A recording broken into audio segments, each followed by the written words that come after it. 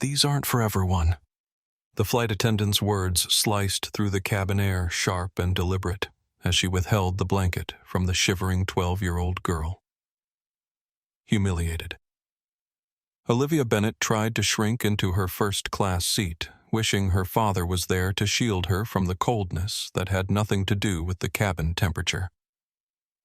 The attendant, Vanessa Reynolds, couldn't possibly know that Olivia's father was there in a way. From his executive office, Elijah Bennett, Senior Vice President of Global Operations for Atlantic Airlines, was watching the entire scene unfold on a live cabin feed.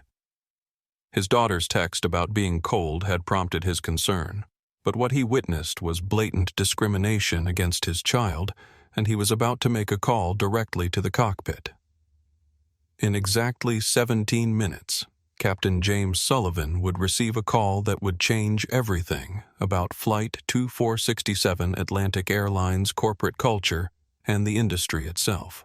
Before we dive deeper into this shocking incident, let me know where you're watching from in the comments below.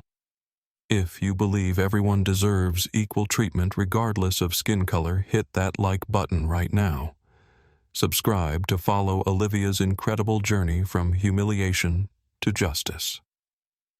The next part of this story will show you how a brilliant young scientist's dream trip turned into a nightmare, and why her father's position makes this case unlike any other discrimination incident you've heard before.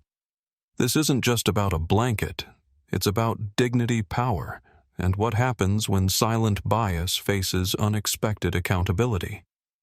As Olivia huddled deeper into herself, the blue blankets wrapped snugly around every other first-class passenger created a stark visual of exactly who was deemed worthy of comfort and who was not. Vanessa Reynolds moved on pretending nothing unusual had occurred, but the damage was already visible in Olivia's downcast eyes. What none of them knew was that on the 47th floor of Atlantic Airlines headquarters, a father's fury was transforming into something far more powerful purpose.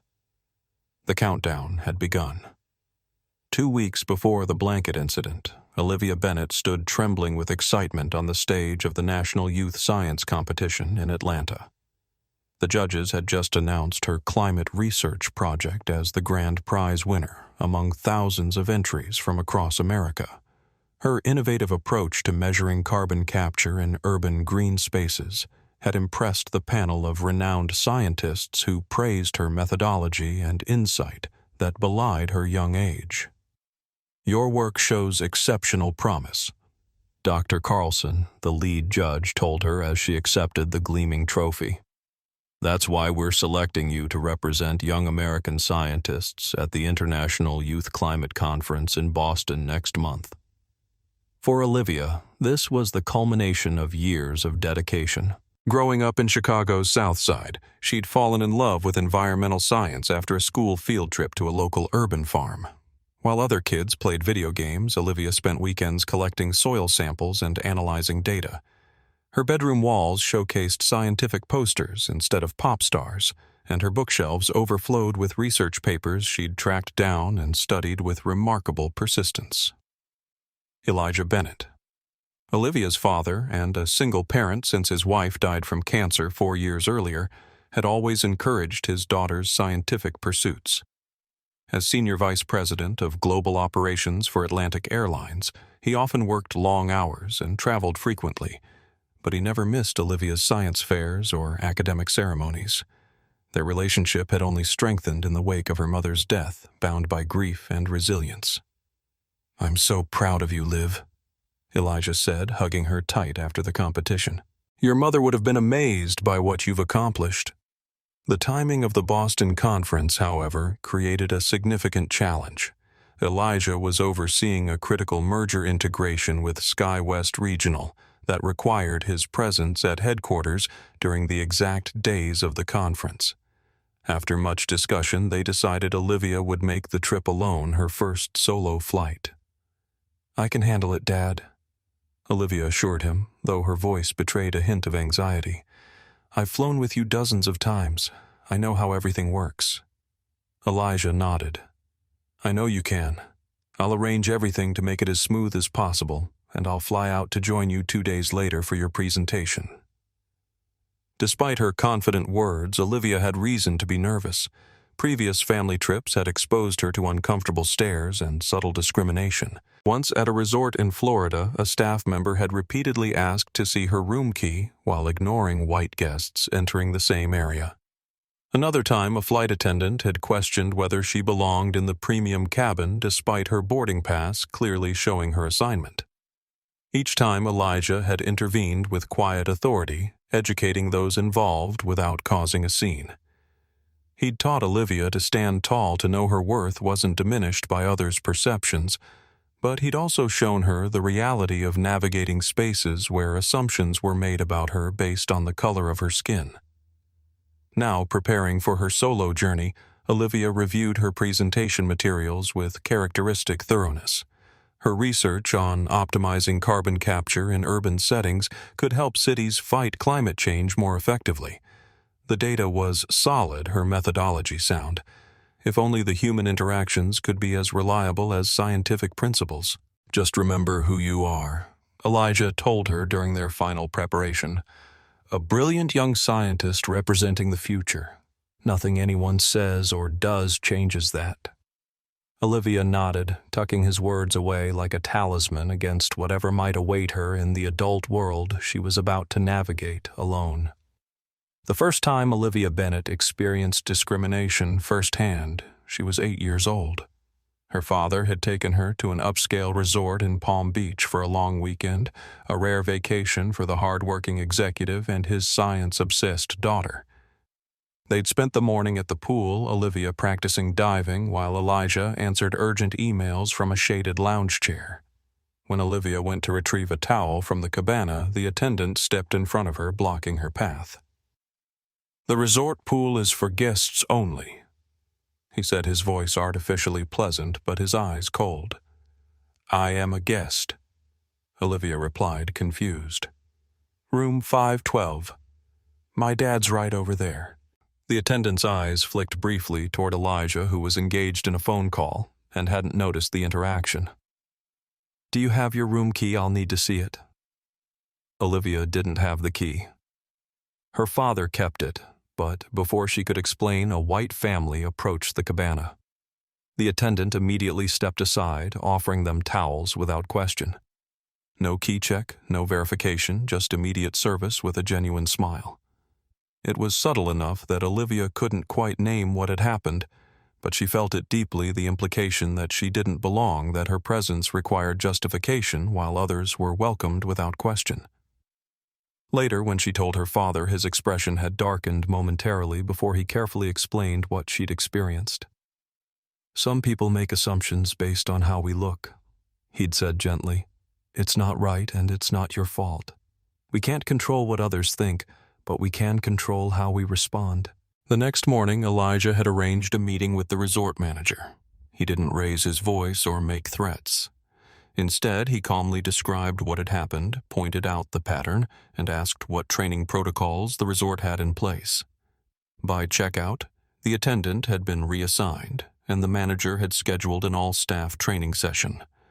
That was Elijah's way, addressing problems directly, seeking constructive solutions rather than simply reacting with anger.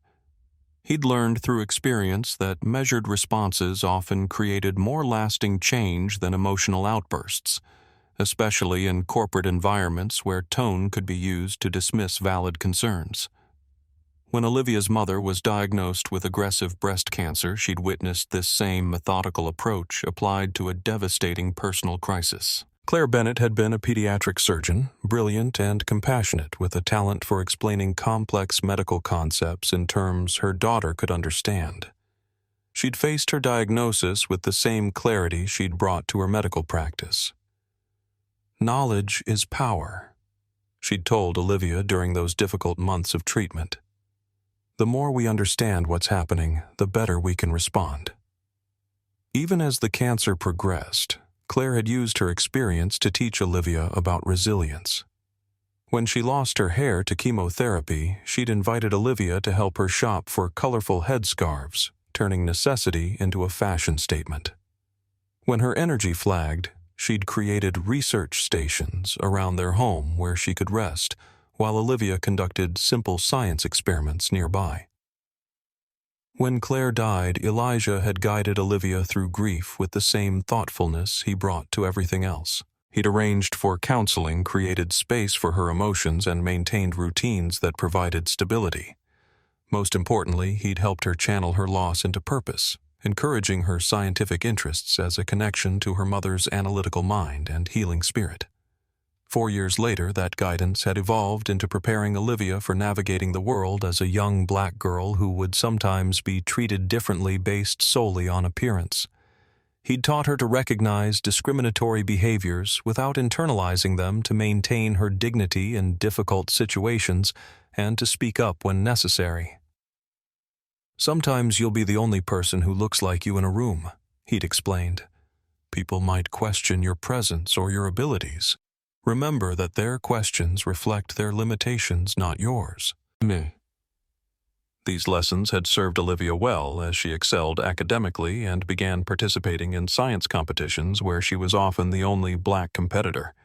She'd developed a quiet confidence that allowed her to focus on her work despite occasional sidelong glances or surprised reactions to her accomplishments. Now, at 12, preparing for her first solo flight, Olivia carried these experiences with her not as burdens, but as knowledge that helped her understand and navigate the world. What she couldn't know was how directly these lessons would be tested at 30,000 feet above the ground, where her father's protection would be temporarily beyond reach. Teresa Rodriguez, a retired teacher and longtime family friend, volunteered to accompany Olivia to Chicago O'Hare International Airport on the morning of her flight. As they navigated the bustling terminal, Teresa kept a protective eye on Olivia, who clutched her boarding pass and conference materials with determined focus. "Remember everything your father discussed?" Teresa reminded her as they approached the Atlantic Airlines premium check-in counter. "Call him when you land, and don't hesitate to ask the flight attendants if you need anything." Olivia nodded mentally, reviewing her father's advice: arrive early, keep documents organized, remain polite but firm if questions arose. She'd packed her lucky microscope keychain, a gift from her mother on her 8th birthday, in her carry-on for extra reassurance. At the check-in counter, the agent's eyebrows rose slightly as she processed Olivia's ticket. "You're flying alone today?" she asked, glancing between Olivia and Teresa. "Yes, ma'am," Olivia replied confidently.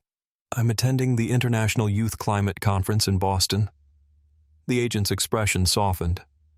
"Well, it looks like you've been upgraded to first-class Ms. Bennett. That's a pleasant surprise." Teresa smiled, unaware that Elijah had secretly arranged the upgrade as a special treat for his daughter's achievement. What neither noticed was flight attendant Vanessa Reynolds, standing nearby, observing the interaction with narrowed eyes. Vanessa, a 15-year veteran of Atlantic Airlines, had been watching as Olivia approached the premium counter. Something about the situation didn't fit her expectations, a young black girl in casual clothes at the first-class check-in. When she overheard the upgrade announcement, her lips tightened almost imperceptibly. For Vanessa, the premium cabin represented a hierarchy she had spent years enforcing. Growing up in a struggling middle-class family, she had worked her way through flight attendant training, viewing her position on premium routes as a hard-earned status symbol. Over time, she had developed rigid ideas about who belonged in first-class: executives in suits, celebrities, wealthy retirees, people whose appearance matched her conception of privilege. Anyone who didn't fit this mental image became a potential disruptor to what she considered the proper order of things. 3 years earlier, Vanessa had been passed over for a supervisory position in favor of a younger black colleague. Though the official reason cited was her colleague's superior customer feedback scores, Vanessa had convinced herself it was reverse discrimination.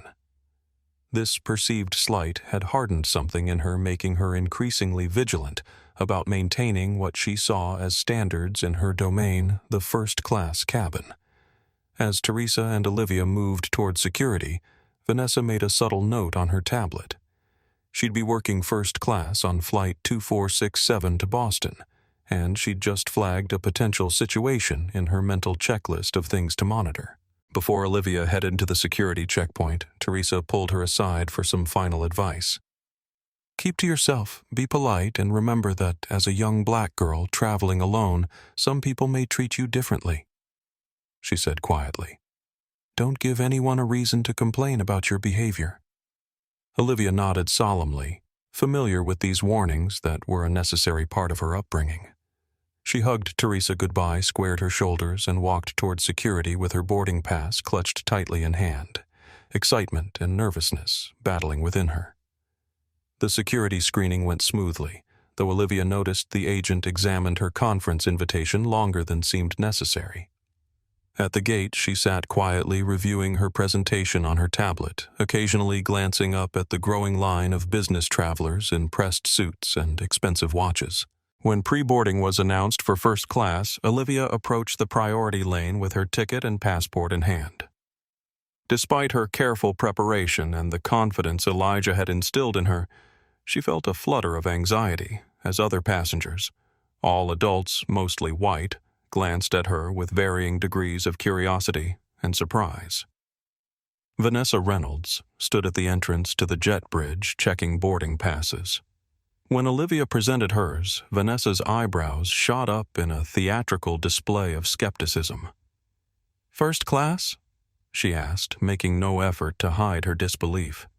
She examined Olivia's boarding pass with unusual scrutiny, turning it over and holding it up to the light as if checking for counterfeiting. "Are you sure you're at the right gate?"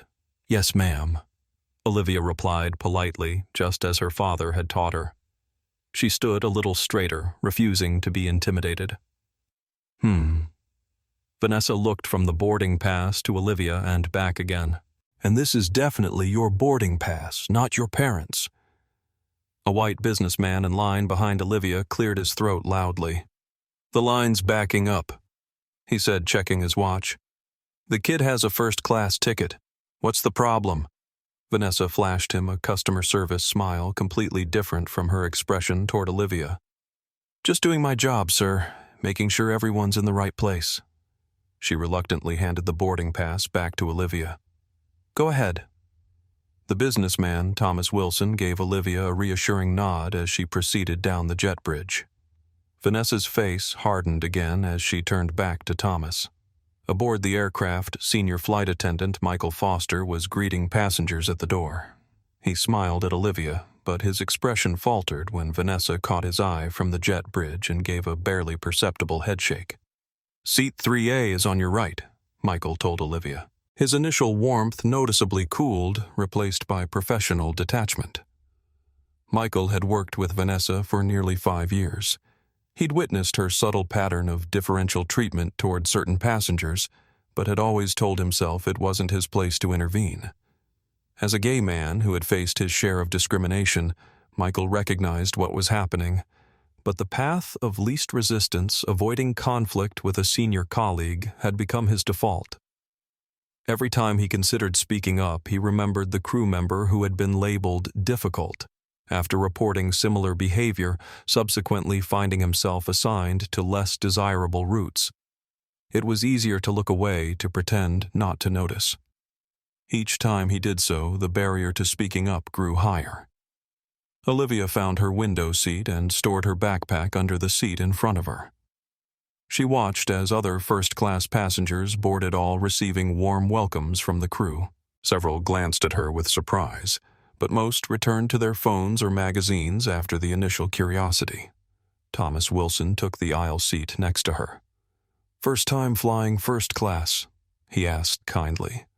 "Yes, sir," Olivia answered. "I'm going to a science conference in Boston." "Really? That sounds impressive." Their conversation was interrupted when Vanessa appeared beside their row. "Can I see your boarding pass again?" she asked Olivia, ignoring Thomas completely. Olivia dutifully retrieved it from her pocket and handed it over. Vanessa studied it again, lips pursed in a show of official concern that barely masked her suspicion. "Is there a problem?" Thomas asked, his voice carrying an edge now. "Just double-checking," Vanessa said, reluctantly returning the boarding pass. "We sometimes have passengers who get confused about their seating assignments." As she walked away, Thomas muttered, "Third check for the same boarding pass. Interesting coincidence." Olivia settled into her seat, determined to enjoy the experience despite the uncomfortable start. Her father had arranged this upgrade as a special treat, and she wouldn't let anyone diminish that. As Flight 2467 taxied toward the runway, Olivia was dismayed to discover that the air vent above her seat was blasting freezing air directly onto her face and arms. She tried adjusting it, but the vent seemed stuck at full blast, creating an uncomfortable pocket of cold air around her, while the rest of the cabin remained pleasantly temperate. When Michael came by offering pre-departure beverages, Olivia politely asked, "Excuse me, could you help me adjust this air vent? I can't seem to turn it down." Michael glanced at the vent, then at Vanessa, who was watching from the galley, then back to Olivia. His thoughts churned uncomfortably. If it were any other passenger, he would have immediately helped. Instead, a split-second calculation about his own workplace comfort won out. "They're automatic climate controlled. Nothing I can do." He moved on to the next row without offering any assistance. A flicker of shame passed through Michael as he turned away. He knew it was a lie. He'd adjusted countless air vents for passengers over the years. This small act of complicity made his stomach tighten, but he pushed the feeling down as he continued his duties. 15 minutes later, Olivia noticed him helping an elderly white woman adjust the exact same type of vent in the row ahead. The woman thanked him profusely while Michael explained the little trick to getting it positioned just right. Olivia watched this interaction silently, processing the discrepancy but choosing not to comment. As the aircraft reached cruising altitude, the cabin temperature seemed unusually cold. Olivia wasn't the only one noticing. Several passengers were putting on jackets or sweaters. The difference was that most other travelers had come prepared for the notoriously chilly airplane cabins. Olivia, on her first business trip, hadn't known to bring a sweater aboard. She tried burying herself in her conference preparation, reviewing her presentation notes and research data, but the cold made it difficult to concentrate. Goosebumps had formed on her arms, and she found herself hunching her shoulders against the constant stream of cold air. When Vanessa passed by their row, Thomas spoke up. "Excuse me, could you adjust the temperature? It's freezing in here."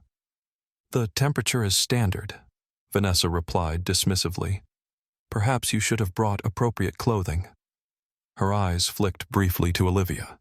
Throughout the meal service, Olivia noticed the stark difference in how Vanessa treated her versus other passengers. White travelers received warm smiles and attentive service, while Olivia's requests were met with curt responses or complete ignorance. When she asked for a refill of water, Vanessa pretended not to hear, though she immediately responded to similar requests from passengers across the aisle. Michael observed these interactions with growing discomfort.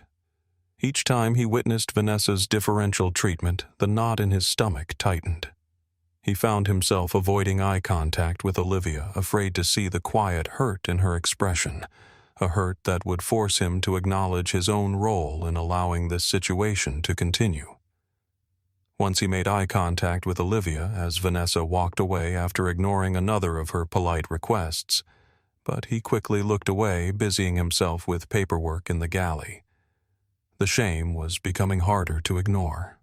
He thought about his partner Marcus, who frequently challenged him to speak up when he witnessed injustice, reminding him of a time when others had stood silent during his own experiences with discrimination. "If not now, when?" Marcus had asked him just that morning when Michael had mentioned an incident on a previous flight. "If not you, who?" The questions echoed in his mind as he continued his duties, each moment of inaction weighing heavier than the last. During a moment of turbulence when Vanessa was in the back of the cabin, Olivia pulled out her phone and sent a quick text to her father. "Flight really cold.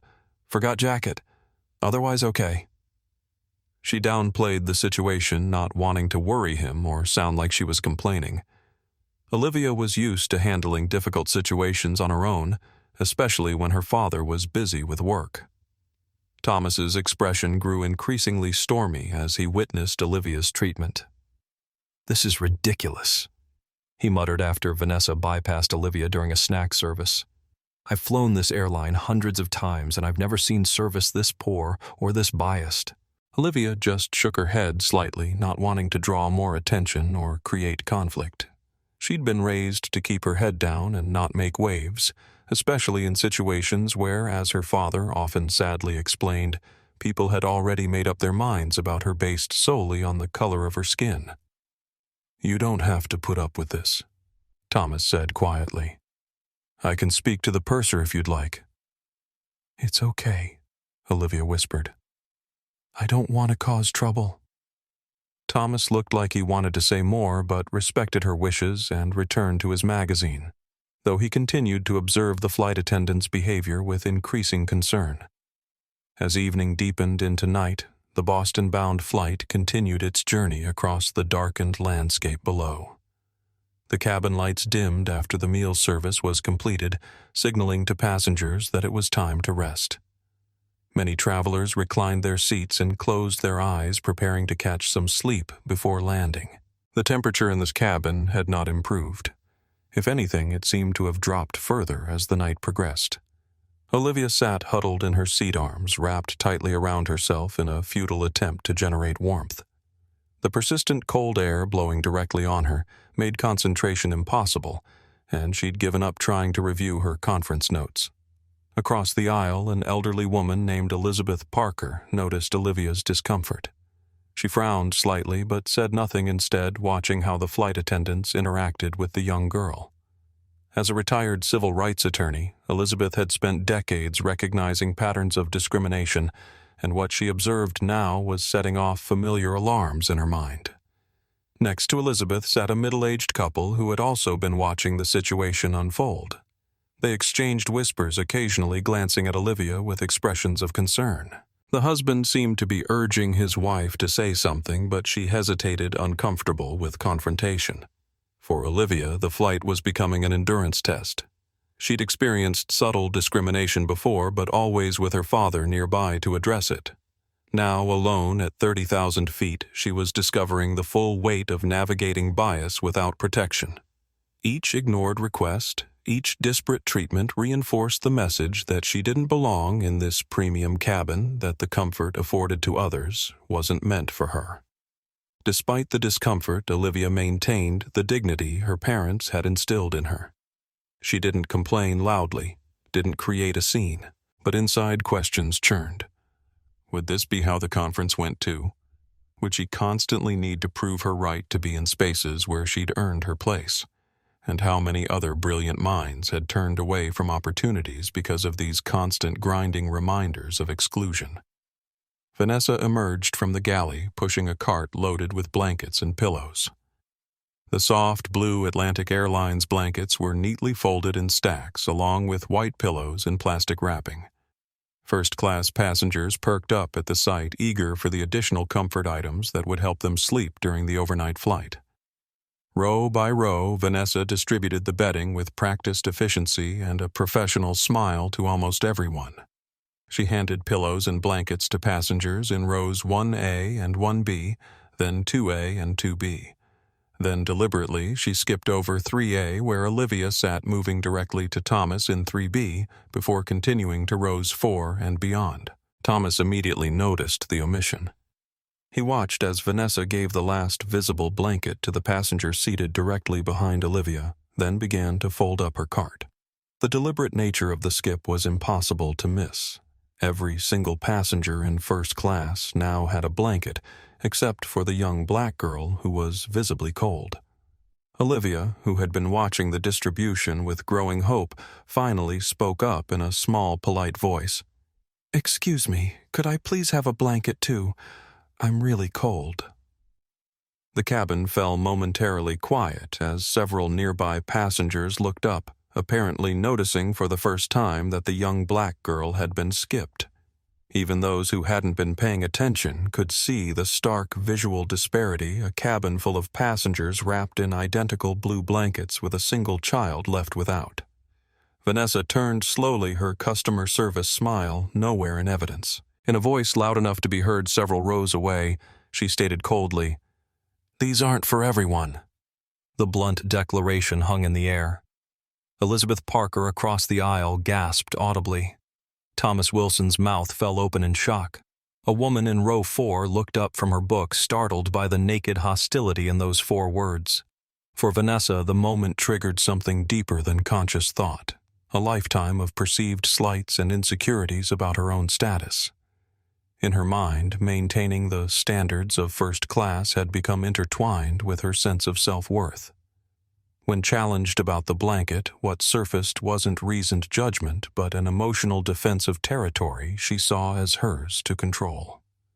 The words had escaped before she could censor them, revealing a bias that usually remained beneath a veneer of professionalism.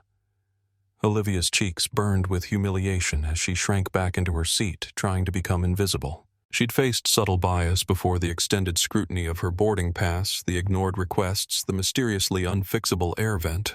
But this was overt, undeniable, and public. There was no ambiguity to soften the blow, no way to tell herself she might be imagining things. Thomas Dixon was not so easily silenced. "What do you mean, not for everyone?" he demanded, unbuckling his seatbelt and standing up. "You just gave blankets to literally every other passenger in first class." Vanessa's expression hardened. "Sir, please remain seated while the seatbelt sign is illuminated." "I'll sit down when you explain why this child isn't getting a blanket when everyone else did," Thomas countered, though he did lower himself back into his seat. Michael Foster, who had been observing from the galley, felt the situation spiraling beyond the realm of plausible deniability. Each moment he remained silent now felt like active participation in something he knew was wrong. His heart raced as he approached, torn between workplace self-preservation and the moral clarity that was becoming impossible to ignore. "Is there a problem here?" he asked, his voice professionally neutral but his conscience screaming. "Yes, there's a problem," Thomas said before Vanessa could respond. "Your colleague here just deliberately skipped giving a blanket to this young girl, then told her they aren't for everyone. I want to know what Atlantic Airlines policy states about blanket distribution, because it seems suspiciously like racial discrimination from where I'm sitting." Several passengers murmured in agreement. The middle-aged couple exchanged glances. Elizabeth Parker set aside her book, her full attention now on the unfolding situation. Michael looked uncomfortable, his professional mask cracking as the magnitude of the moment pressed in on him. "I apologize for any misunderstanding. We have limited supplies on board." "That's simply not true," interrupted Elizabeth Parker from across the aisle. "I fly this route twice a month, and there are always more than enough blankets for first class. Always." Michael's professional demeanor faltered momentarily as he glanced toward the galley where he had earlier noticed at least 6 additional blankets stored in a compartment. His career flashed before his eyes, the mortgage he and Marcus had just taken out, the promotion he was hoping for, the potential fallout if he contradicted a senior colleague. But underneath those practical concerns, a deeper question surfaced. How would he live with himself if he continued to be complicit? Vanessa cut in. "We are following standard procedures for this flight. If you continue to be disruptive, sir, I'll have to report this incident to the captain." Olivia, mortified by the attention and conflict she had inadvertently caused, spoke up in a quiet voice. "It's okay. I don't need a blanket. Please don't worry about it." Elizabeth Parker wouldn't let it go. "This isn't right," she said firmly. She began to remove her own blanket. "Here, dear, you can share mine. I don't need the whole thing." Vanessa stepped forward quickly.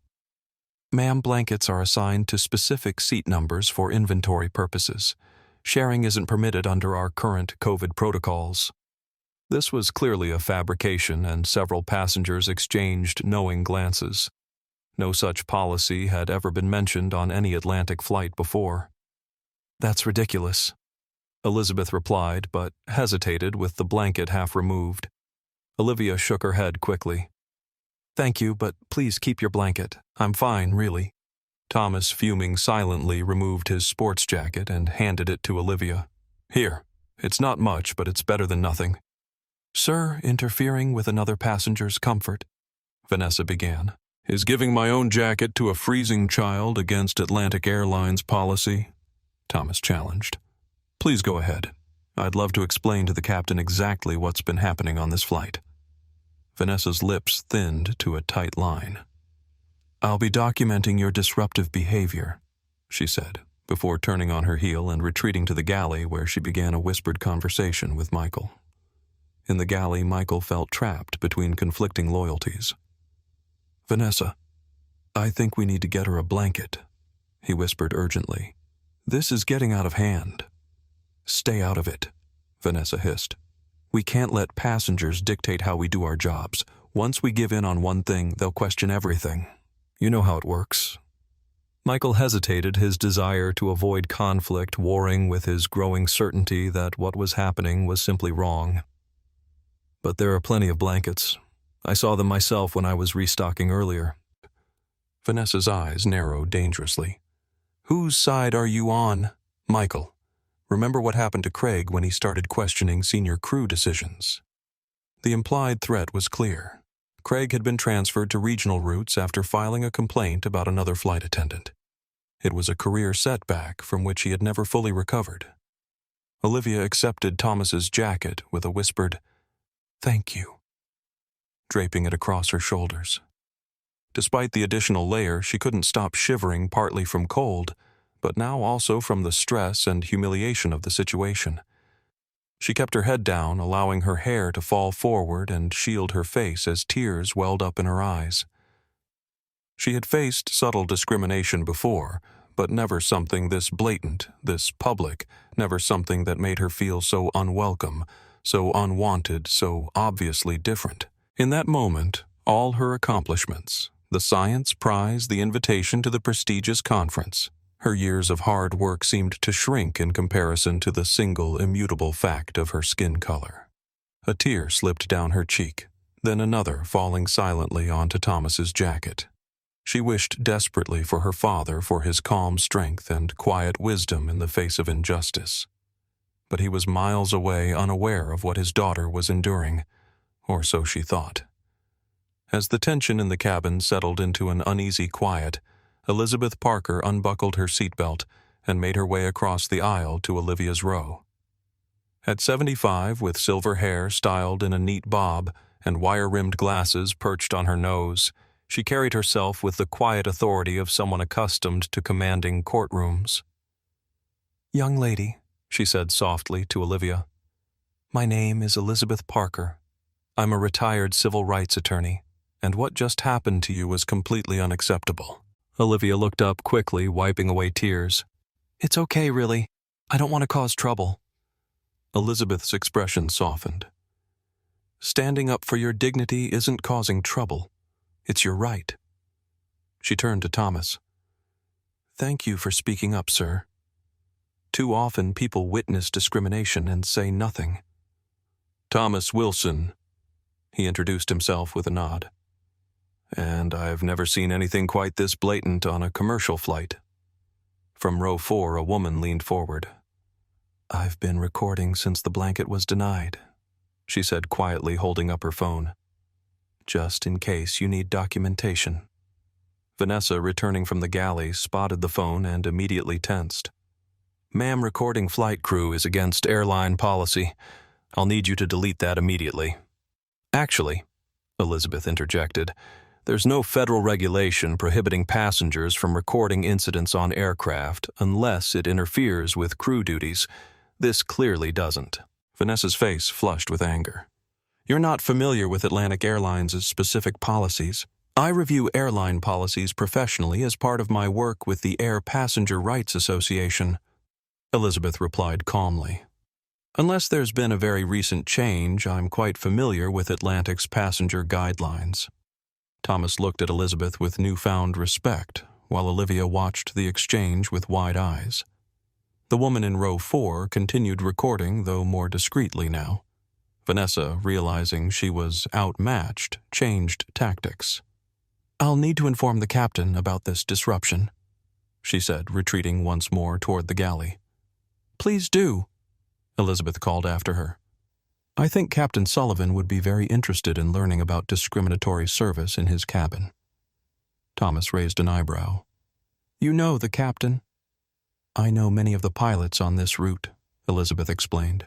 "I've been commuting between Chicago and Boston twice monthly for years. James Sullivan is one of their most experienced captains." A middle-aged man from row 2 approached their growing congregation. "Excuse me, but I couldn't help overhearing. I'm Dr. Richard Hoffman, and I believe I saw more blankets in the overhead bin near the galley. They're clearly trying to hide the fact that they have adequate supplies." Olivia, still huddled in Thomas's jacket, looked increasingly uncomfortable with the attention. "Please, everyone, it's just a blanket. I don't want to make this into a big deal." Elizabeth sat in the empty seat across the aisle, angling to face Olivia. "Sweetheart, it's not just a blanket. It's about being treated with the same respect and dignity as everyone else.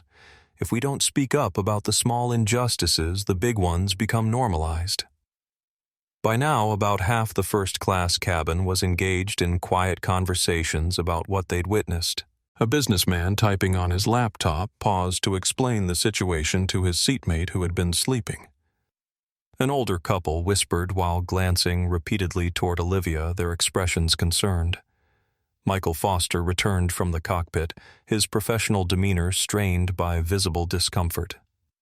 "Ladies and gentlemen, please return to your seats. We're experiencing some turbulence ahead, and the captain will be turning on the seatbelt sign shortly." "There's no turbulence," Thomas noted, glancing out the window at the perfectly clear night sky. "That's an excuse to break up this conversation." Michael avoided eye contact. "I'm just relaying the captain's instructions, sir."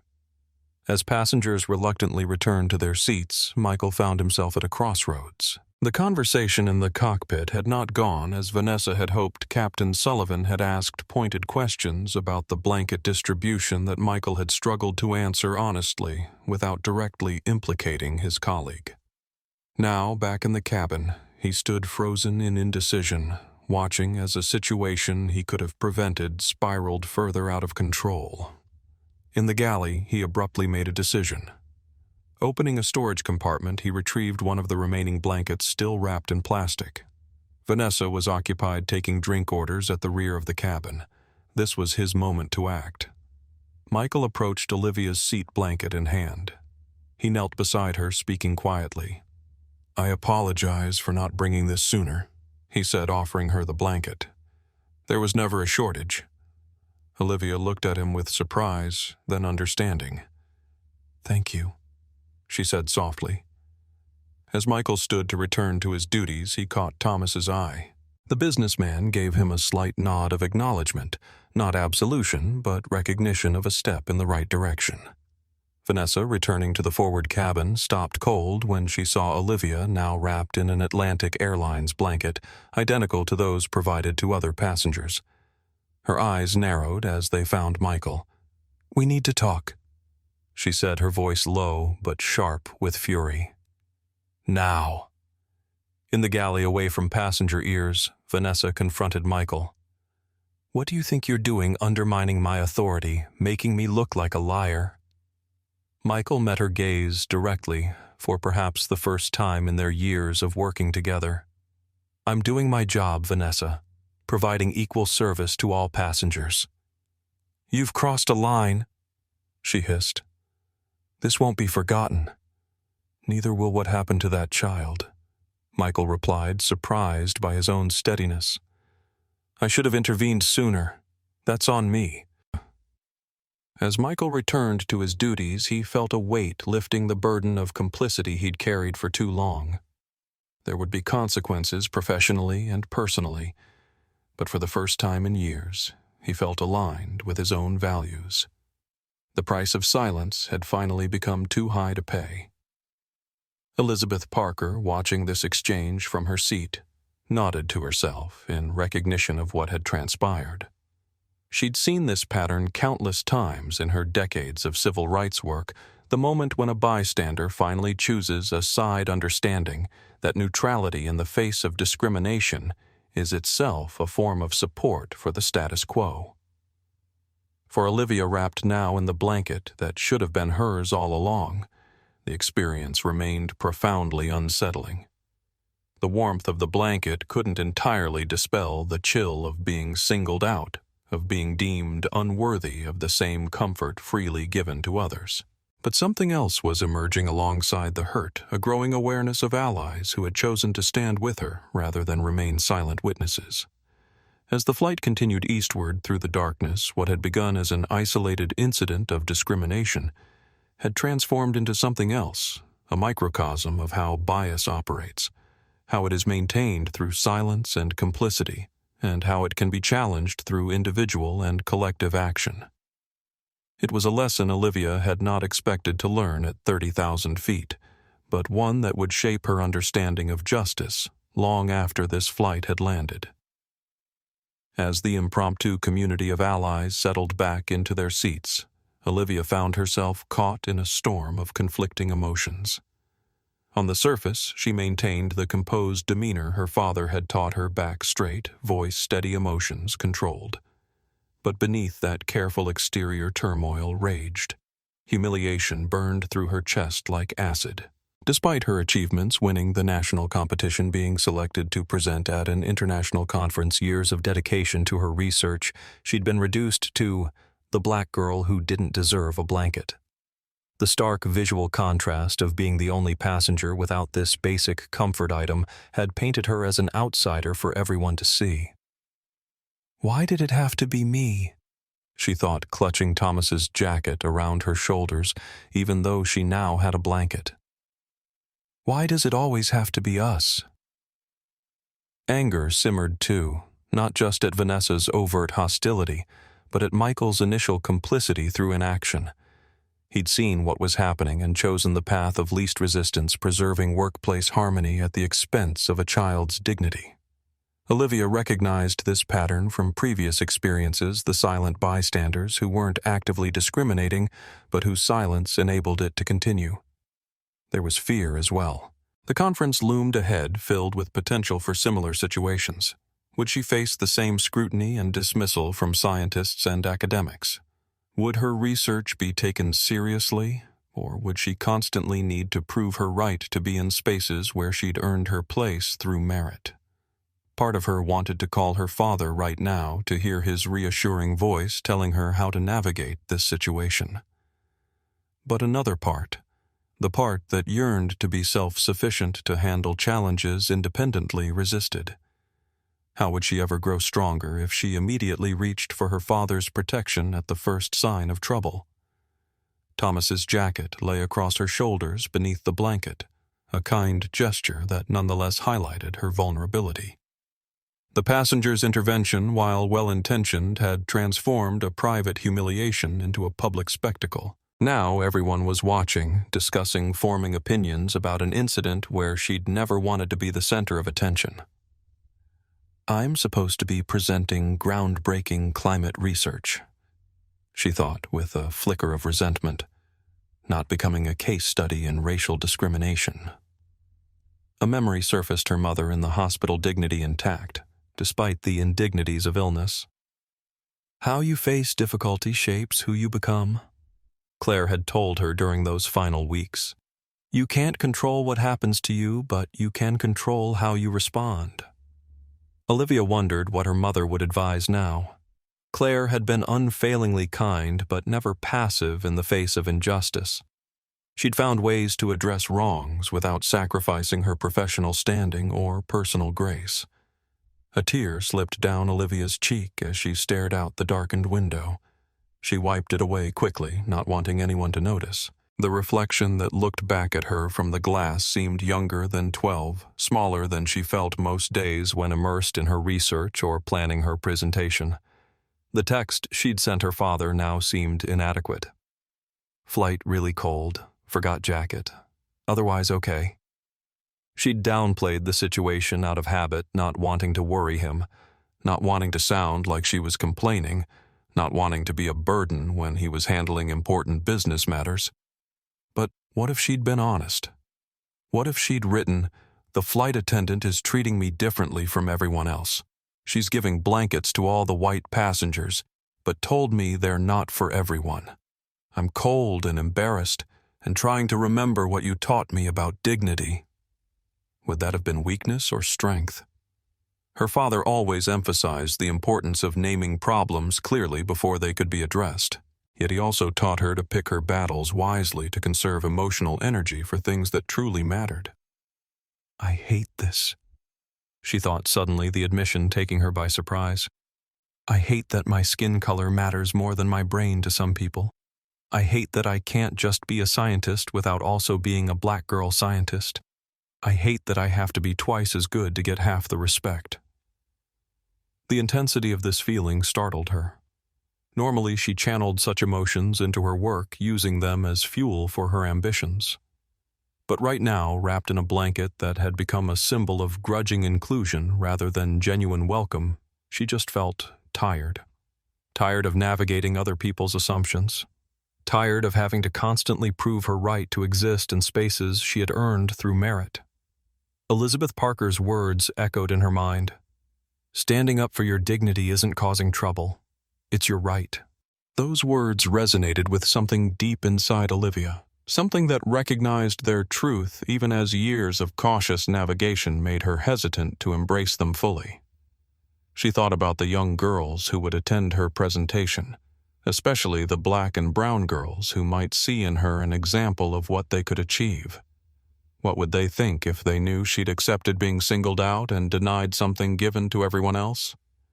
What message would that send about their own worth and what treatment they should accept?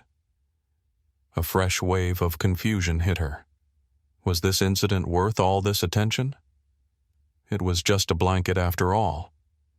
But even as she thought this, she knew it wasn't about the blanket. It was about the message behind the denial. The message that said, "You don't belong here," that whispered, "These comforts aren't meant for people like you." Olivia straightened in her seat, adjusting Thomas's jacket around her shoulders. The science conference was important. Her research on urban carbon capture could help cities fight climate change more effectively. But this moment mattered too, this small stand for dignity in a world that too often tried to diminish it. Her father had always told her that change rarely came from grand gestures, but from steady, principled actions in ordinary moments. Perhaps this was one of those moments not just about a blanket, but about the cumulative impact of countless small indignities and the courage to say enough. As the flight continued eastward through the darkness, Olivia made a decision. She would document what had happened not for revenge, but for truth. She would speak about it clearly and factually to her father, not diminishing the impact, but also not allowing it to overshadow her purpose in traveling to Boston. And at the conference she would stand tall, present her research with confidence, and be fully herself, not despite what had happened on this flight, but partly because of it. The lessons of this night would become part of her story, not a defining trauma, but a formative experience in learning to navigate spaces that weren't designed with her in mind, to claim her place with quiet determination and to recognize the power of allies who stood up when witnessing injustice. With that resolution, Olivia turned back to her tablet, reviewing her presentation once more. The temperature in the cabin had improved somewhat, though she was still noticeably colder than she'd like to be.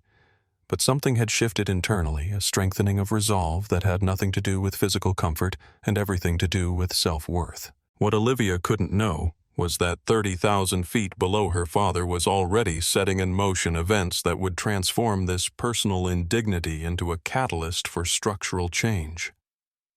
Elijah Bennett sat alone in his expansive executive office on the 47th floor of Atlantic Airlines global headquarters in Chicago. The clock on his wall showed 11:42 p.m., but his day was far from over. Spread across his desk were documents related to the airline's merger with SkyWest Regional, a strategic acquisition that would strengthen Atlantic's domestic network and provide critical feeder traffic to international routes. The merger had consumed Elijah's attention for weeks, requiring late nights and early mornings. As Senior Vice President of Global Operations, his approval was needed on countless integration plans affecting everything from route structures to maintenance protocols. Tonight, an unexpected issue with pilot seniority list integration had kept him working hours past his intended departure time. His phone buzzed with an incoming text. Elijah glanced at it, expecting another update from the legal team working on the merger. Instead, he saw Olivia's name. The message had actually arrived 3 hours earlier, but in the crush of work demands he hadn't noticed. Flight really cold. Forgot jacket. Otherwise okay. Elijah frowned slightly. Olivia wasn't one to complain about minor discomforts. For her to mention the temperature, it must be unusually cold. He checked the flight status on his computer and saw that Atlantic 2467 was currently over Pennsylvania, scheduled to land in Boston in approximately 2 hours. Concerned Elijah picked up his desk phone and dialed the airline's operations control center. "This is Elijah Bennett. Can you check the cabin temperature setting on Atlantic 2467 to Boston?" "Yes, sir," replied the operations controller. After a brief pause, "System shows cabin temperature is set at 68 degrees, which is within normal parameters. What about the specific temperature reading in first class?" Another pause. "First class reading shows 65 degrees, which is slightly below target, but still within acceptable range." Elijah's frown deepened. If the cabin was 65 degrees, Olivia shouldn't be uncomfortable enough to text about it, especially in first class, where the temperature was typically kept slightly warmer than the main cabin. "What about the blanket count for that flight? Do we have enough on board?" The controller checked the manifest. Flight was loaded with 12 first-class blankets for 8 first-class seats plus 120 economy blankets, more than sufficient for a full flight. Now Elijah was genuinely puzzled. With plenty of blankets available, why would Olivia be cold enough to mention it? A memory flashed through his mind. Olivia, at age 8, returning from a flight with her mother, talking about a flight attendant who had been extra nice to the other kids. It had taken gentle questioning to reveal that Olivia had been the only child not offered a treat from the snack basket. Elijah's parental instinct, honed by years as a single father, sensed something wasn't right. "I need to see what's happening on that aircraft," he said decisively. "Activate the cabin monitoring system for Atlantic 2467. "Sir." The controller sounded surprised. The cabin monitoring system, a network of security cameras installed throughout the aircraft, was typically only accessed during security incidents or hijacking situations. "You heard me," Elijah said, his voice taking on the authoritative tone that had helped him rise through the corporate ranks. "This is a level 1 priority. Send the video feed directly to my office terminal." "Yes, sir. Authentication code required." Elijah provided his executive override code, and moments later his computer screen displayed multiple views of the cabin interior on Atlantic 2467. The lighting was dimmed for the overnight flight, but the high-definition cameras captured the scene clearly enough. Elijah scanned the first-class cabin, quickly locating Olivia in seat 3A. What he saw made his blood run cold. His daughter sat huddled against the window, a man's jacket draped around her shoulders, visibly shivering. Every other passenger in the first-class cabin was comfortably wrapped in the airline's blue blankets. The disparity was striking and unmistakable. As Elijah watched, a flight attendant passed through the cabin, deliberately averting her eyes from Olivia while cheerfully checking on the comfort of other passengers. The woman's name tag was clearly visible, Vanessa Reynolds. Elijah's hands clenched into fists. As a black executive in a predominantly white industry, he had developed an almost superhuman control over his emotions learned through years of being the only person of color in high-level meetings. That hard-won composure was now being tested to its limits. He continued watching, taking in more details. An elderly white woman was speaking to Olivia from across the aisle, her body language suggesting support rather than hostility. A businessman in the seat next to Olivia, apparently the owner of the jacket she was wearing, seemed to be advocating for her. Other passengers were engaged, some recording on phones, others in animated conversation with the flight attendants. This wasn't just a simple oversight or service failure. This was a scenario Elijah had seen too many times before, the singling out of his daughter based on race, the deliberate withholding of something freely given to others, the message that she didn't belong in a premium space, regardless of her ticket or achievements. He picked up his phone again and made a series of rapid-fire calls. First, to Jeffrey Patterson, Atlantic's chief legal counsel, apologizing for the late hour, but insisting on immediate legal consultation. Jeff, I'm observing what appears to be a clear case of racial discrimination against a minor on one of our flights. I need to know our liability position and immediate remediation options. Next to Alexandra Rodriguez, chairwoman of the board. Alexandra, we have a situation developing that could seriously impact our diversity commitments and public image. I'm handling it personally, but wanted you aware before it potentially becomes public. Then to Sarah Williams, regional manager for New England operations. Sarah, I need you to meet Atlantic 2467 when it lands in Boston. There's a serious customer service failure in progress that requires immediate executive presence. Finally, Elijah made the most unusual call of all, directly to the aircraft itself. Few people outside the airline industry realized that all commercial aircraft are equipped with satellite phones, allowing ground personnel to contact the cockpit in flight. As an executive, Elijah had the authority to initiate such communication, though it was rarely done except in emergencies. Connect me to the flight deck of Atlantic 2467, he instructed the communications officer. As he waited for the connection, Elijah took a deep breath, centering himself. His corporate training urged caution procedure documentation. His fatherly instinct demanded immediate intervention. He needed to find the balance to address the injustice his daughter was facing without creating additional complications for her or the airline. Just as the call was connecting, Elijah's office door opened. Richard Dalton, executive vice president, and his direct superior entered without knocking. Bennett, what's this I hear about you activating the cabin monitoring system? Do you know how many protocols that breaks? Elijah's jaw tightened. Richard, my daughter is on that flight and appears to be experiencing discrimination. I'm addressing it. Dalton's expression hardened. You can't use company resources for personal matters. Deactivate that feed now. I'm afraid I can't do that. Elijah's voice was calm but firm. This isn't just personal. It's a serious service failure that could create significant liability for the airline. That's for customer relations to handle through proper channels, Dalton insisted. Not for you to hijack operational systems because your kid's involved. The satellite phone clicked as the connection was established. In exactly 17 minutes since Elijah had first noticed Olivia's text, the trajectory of Atlantic Airlines was about to change course with or without Richard Dalton's approval. Atlantic 2467, Captain Sullivan speaking. Elijah met Dalton's challenging stare as he responded. Captain Sullivan, this is Elijah Bennett, Senior Vice President of Global Operations at Atlantic Airlines headquarters.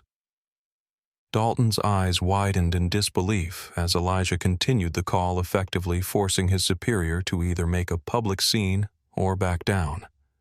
After a moment's hesitation, Dalton chose the latter, silently taking a seat across from Elijah's desk to monitor the situation. The line had been drawn. Elijah was choosing justice for his daughter over corporate hierarchy, a decision that could cost him professionally, but which he made without hesitation. The countdown that had begun 17 minutes earlier was reaching its conclusion, setting in motion changes that would reach far beyond one flight or one blanket. Atlantic 2467, Captain Sullivan speaking. Elijah gripped the phone tightly, his voice steady despite the emotion churning beneath the surface and Richard Dalton's disapproving presence across the desk. Captain Sullivan, this is Elijah Bennett, Senior Vice President of Global Operations at Atlantic Airlines headquarters. There was a brief pause. Yes, sir. How can I help you? The pilot's voice was professional but clearly surprised by the unusual direct contact. Captain, I have reason to believe there's a serious situation developing in your first-class cabin involving discriminatory treatment of a minor passenger. Elijah kept his tone measured, focusing on facts rather than accusations. Can you elaborate, sir? Sullivan asked, his tone shifting from surprised to concerned. The passenger in question is my daughter Olivia Bennett, seated in 3A. Elijah heard a sharp intake of breath on the other end of the line. "I've access to the cabin monitoring system and observed that she appears to be the only passenger in first class denied a blanket. She's visibly cold and distressed. Other passengers appear to be attempting to assist her, which suggests they've also noticed differential treatment." Captain Sullivan listened with growing concern. As aircraft commander, he was ultimately responsible for everything that happened on his flight, including the actions of his cabin crew. Discrimination of any kind violated not only company policy, but his personal code of ethics. "I understand, sir. I'll investigate immediately. May I ask if you've had any direct communication with your daughter about this situation?" "A text message reporting she was very cold, which prompted my investigation. She downplayed the situation, which is typical of her. Olivia isn't one to complain." Sullivan made a quick decision. "Mr. Bennett, I'll personally look into this right now. I'll report back within 15 minutes." "Thank you, Captain. I appreciate your prompt attention." As Elijah hung up, Richard Dalton leaned forward, his voice low but intense. "You're overstepping, Bennett. This could have serious repercussions for your career." Elijah met his gaze evenly. "I'm aware of that possibility. The board won't look kindly on an executive who uses his position to intervene in personal matters." "I disagree with your characterization," Elijah replied calmly. "If any passenger were experiencing discriminatory treatment on one of our flights, it would be my responsibility to address it. The fact that this passenger happens to be my daughter doesn't change that professional obligation." Dalton's eyes narrowed. "You've bypassed multiple levels of proper procedure. At minimum, you should have notified me before taking action." "Given the time-sensitive nature of the situation, immediate action was required," Elijah countered. "However, I've already contacted legal, the board chair, and regional operations, all appropriate parties for an incident of this nature. Except your direct supervisor," Dalton pointed out sharply. "A regrettable oversight in the urgency of the moment," Elijah acknowledged, though they both knew it had been a deliberate choice. Dalton's reputation for prioritizing shareholder value and operational efficiency over employee welfare and passenger experience was well established. Elijah had calculated that seeking permission would have resulted in unnecessary delays. "You're walking a very thin line, Bennett," Dalton warned. "The merger is at a critical stage. We can't afford distractions." "I would argue that we can't afford to ignore discrimination on our aircraft, particularly against a minor," Elijah responded. "The potential legal and reputational damage from inaction far exceeds any momentary distraction." Their conversation was interrupted by Elijah's phone. Jackson Thomas, CEO of Atlantic Airlines, was calling. "I should take this," Elijah said, not asking permission.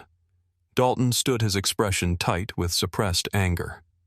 "This isn't over, Bennett. We'll discuss the appropriate disciplinary actions once this situation is resolved." As Dalton exited, Elijah answered the call. "Jackson, thank you for calling back so quickly. I just got off the phone with Alexandra. She says you've identified a discrimination incident on one of our flights involving your daughter." "That's correct." Elijah summarized what he had observed and the actions he had taken. "And Richard Dalton, has he been briefed?" "He's aware of the situation," Elijah replied carefully. "He has some concerns about procedure." "I imagine he does," Thomas responded dryly. "Look, Elijah, I understand your position as a father, but Richard has a point about following proper channels. This creates a complicated precedent." "I appreciate that perspective," Elijah said, his voice betraying no emotion. "And if there were time for committee reviews and approval chains, I would have followed them. But discrimination happening in real time requires immediate intervention." There was a pause on the line, then a sigh. "You're putting me in a difficult position. How do I explain to other executives that they can't intervene when their family members have service complaints, but you can?" "With respect, Jackson, this isn't about a missing meal option or a delayed flight. This is about a child being singled out based on her race. I'd hope any executive would take similar action if they witnessed discrimination in progress regardless of who the passenger was. Another pause longer this time. Very well. You have my provisional support pending the outcome of Captain Sullivan's investigation. If he confirms discriminatory behavior, I'll back your decision to divert if necessary. If not, the implication hung in the air. If Sullivan found no evidence of discrimination, Elijah's position within the company would become precarious indeed. I understand, Elijah said simply. As the call ended, Elijah turned back to his computer where the cabin feed was still active. The stakes had just increased exponentially. It wasn't just his daughter's comfort at risk now, but his own career, the position he had spent decades building, the influence that allowed him to advocate for change from within the financial security that had given Olivia opportunities he himself had never had growing up. Yet as he watched his daughter sitting alone wrapped in a stranger's jacket, while everyone around her enjoyed airline-provided blankets, he knew he would make the same choice again without hesitation. Some principles transcended career considerations. Some moments required taking a stand regardless of the personal cost. Elijah's phone rang, Captain Sullivan calling back as promised. Mr. Bennett, I've investigated the situation personally. Sullivan reported, his voice grave. I can confirm that your daughter was indeed inappropriately denied standard first-class service items. I've personally delivered a blanket to her and arranged for a hot beverage. More importantly, I've identified what appears to be a pattern of discriminatory behavior from one of our flight attendants. Thank you, Captain. What actions are you taking? Based on what I've observed and statements from crew members, I believe the appropriate course of action is to divert to Cleveland Hopkins International and remove the flight attendant in question from duty pending a full investigation. There was a moment of silence before Elijah responded. The executive in him calculated costs, the operational disruption, compensation for delayed passengers, crew replacement logistics, potential union grievance. The father in him thought only of Olivia humiliated in front of a cabin full of strangers. I appreciate your decisive action, Captain. I agree with your assessment. We'll divert to Cleveland. I'll coordinate with operations for a replacement crew member to minimize further delay to Boston. Understood. I'll have our ground team standing by in Cleveland. Sullivan paused briefly. And, sir. Yes, Captain. Thank you for doing the right thing. As Elijah ended the call, exactly 17 minutes had passed since he'd first noticed Olivia's text. In that time, he had set in motion actions that would affect hundreds of people immediately and potentially transform airline policy for years to come. The merger documents still lay scattered across his desk, momentarily forgotten in the face of a more fundamental priority, ensuring that his daughter, and by extension all passengers, received the dignity and respect they deserved. The countdown had reached 0. The transformation of Atlantic Airlines had begun, and so had the clock on Elijah's own professional future. When Richard Dalton returned, and Elijah knew he would, with formal complaints about procedure violations and chain-of-command breaches, Elijah would face a reckoning. The question was whether the end result would justify the career risk he had just taken. For Olivia, the answer was unquestionably yes. Captain James Sullivan had been flying commercial aircraft for 23 years. Before joining Atlantic Airlines, he had served 12 years in the Air Force, piloting everything from training aircraft to massive C-17 Globemaster transport planes during multiple combat deployments. Few situations in civilian aviation could rattle his composure. The satellite phone ringing in the cockpit at cruising altitude wasn't unheard of, but it was unusual enough to raise his eyebrows. James exchanged a quick glance with First Officer Kevin Martinez before reaching for the handset. "This is Captain Sullivan on Atlantic 2467. He answered crisply, automatically checking his instruments as he spoke. His first thought was potential weather issues or an air traffic control directive requiring a route change. "Captain Sullivan, this is Elijah Bennett, Senior Vice President of Global Operations at Atlantic Airlines Headquarters." James straightened in his seat. Executives at Bennett's level didn't make casual calls to in-flight cockpits. His mind rapidly assessed possible scenarios: major security alert, operational emergency, or some high-value passenger requiring special handling. "Yes, sir. How can I help you?" "I have reason to believe there's a serious situation developing in your first-class cabin involving discriminatory treatment of a minor passenger." Not what James had expected. He frowned, thinking of the cabin crew he'd worked with for years. Michael Foster was a seasoned professional, and while Vanessa Reynolds was known for being strictly by the book, her record had been clean as far as he knew. "Can you elaborate, sir?" "The passenger in question is my daughter Olivia Bennett, seated in 3A. James felt a jolt of surprise. He'd had no idea the SVP of Global Operations had family aboard his aircraft. The manifest would have shown the Bennett name, but there was no flag in the system indicating any relationship to executive leadership. Elijah continued, his voice controlled but with an underlying intensity that James recognized from his own military days, the sound of someone working very hard to maintain professional composure under extreme stress. "I've accessed the cabin monitoring system and observed that my daughter appears to be the only passenger in first class denied a blanket. She's visibly cold and distressed. Other passengers appear to be attempting to assist her, which suggests they've also noticed differential treatment." James listened with growing concern. As aircraft commander, he was ultimately responsible for everything that happened on his flight, including the actions of his cabin crew. Discrimination of any kind violated not only company policy, but his personal code of ethics. The Air Force had taught him that leadership meant protecting those under his command, regardless of rank or background. It was a principle he'd carried into his civilian career, viewing passengers not as customers, but as individuals entrusted to his care. If discrimination was occurring on his aircraft, it wasn't just a service failure, it was a betrayal of that fundamental responsibility. "I understand, sir. I'll investigate immediately. May I ask if you've had any communication with your daughter about this situation?" "A text message reporting she was very cold, which prompted my investigation. She downplayed the situation, which is typical of her. Olivia isn't one to complain." James made a quick decision. "Mr. Bennett, I'll personally look into this right now. I'll report back within 15 minutes. "Thank you, Captain. I appreciate your prompt attention." As James hung up the phone, Kevin raised an eyebrow. "Problem. Potentially serious one. I need to check the cabin. Take the controls." "I have the aircraft," Kevin confirmed, following standard protocol for transfer of command. James removed his headset and left the cockpit, securing the door behind him. As a former military officer, he approached the situation with methodical precision.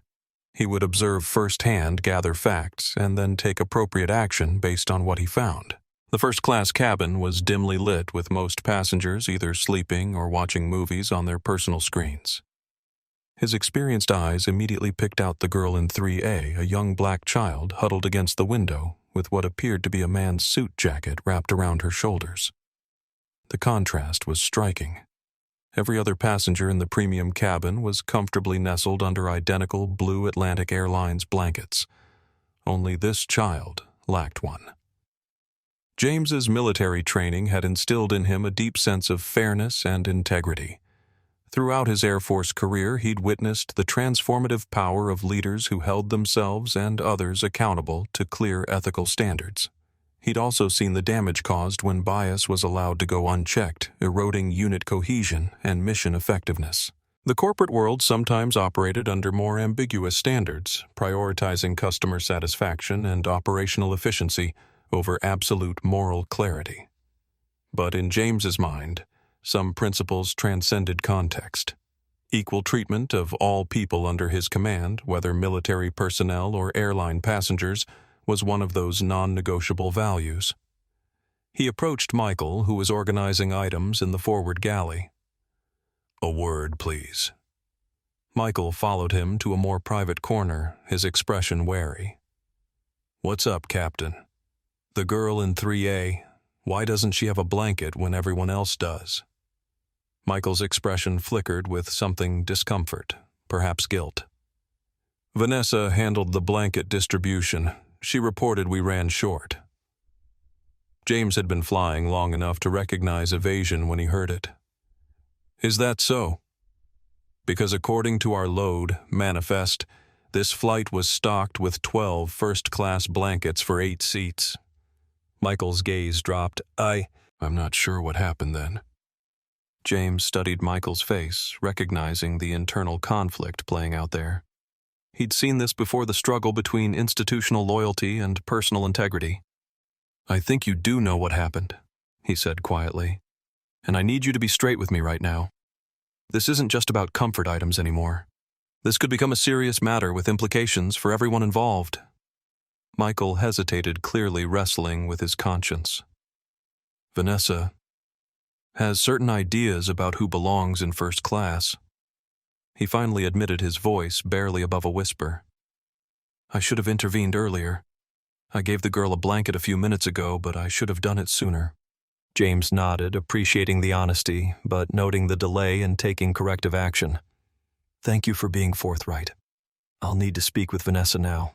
Before Michael could respond, James moved through the cabin to where Vanessa was chatting with a male passenger in the last row of first class. Her smile vanished when she saw the captain. Vanessa, I need to speak with you now. In the galley, James didn't waste time. Why does the passenger in 3A not have a blanket? Vanessa's response came too quickly, too rehearsed. We ran out. It happens sometimes when the ground crew doesn't stock. James interrupted. I've already checked our manifest. We have more than enough blankets on board. Well, I looked everywhere and couldn't find enough, Vanessa insisted. Maybe they were miscounted, or... James moved to a storage compartment in the galley and opened it. Inside were at least 6 neatly folded blue blankets still in their plastic wrapping. He turned back to Vanessa, whose face had drained of color. Want to try again? Vanessa's expression hardened. That child was disruptive during boarding and meal service. I used my discretion. How exactly was she disruptive? James pressed his military bearing evident in his rigid posture and clipped tones. Vanessa faltered. She questioned procedures, demanded special treatment. Specifically, she kept asking for things. Water refills, temperature adjustment, special meal options. James had reviewed the manifest before leaving the cockpit. According to our records, she didn't request any special meal, and since when is asking for water considered disruptive? Vanessa's composure slipped further. Look, I've been flying these routes for 15 years. I know when someone doesn't fit the profile of our premium customers. The profile? James repeated, his voice dangerously quiet. Realizing her mistake, Vanessa attempted to backtrack. I meant behavior profile. Experience level. Not, that child is not only a paying first-class passenger, but happens to be the daughter of Elijah Bennett, our senior vice president of global operations. The blood drained from Vanessa's face. What? How was I supposed to know that? You weren't. That's the point. You're supposed to treat every passenger with the same level of respect and service regardless of who they are or what they look like. James's voice remained controlled, but his disapproval was unmistakable. This isn't just a customer service issue anymore, Vanessa. This is discrimination, and it happened on my aircraft. James took a blanket from the compartment and a packet of hot chocolate from another drawer. Heat this up, he instructed Michael, handing him the beverage packet, and bring it to 3A immediately along with our most sincere apologies. To Vanessa, he said, stay in the galley until I return. We'll discuss this further after I've spoken with the passenger. 8 minutes had passed since Elijah Bennett's call. In those 8 minutes, Captain James Sullivan had confirmed a situation that violated both company policy and his personal ethics. The next 9 minutes would determine how history would remember this flight. As he walked back to the cockpit, James weighed his options. Company protocol suggested documenting the incident and addressing it upon landing. but his military training had taught him that addressing misconduct immediately and decisively was essential to maintaining order and respect. Allowing Vanessa to continue serving passengers after confirming discriminatory behavior would send a message that such conduct was tolerable, a message he refused to endorse. The decision crystallized in his mind.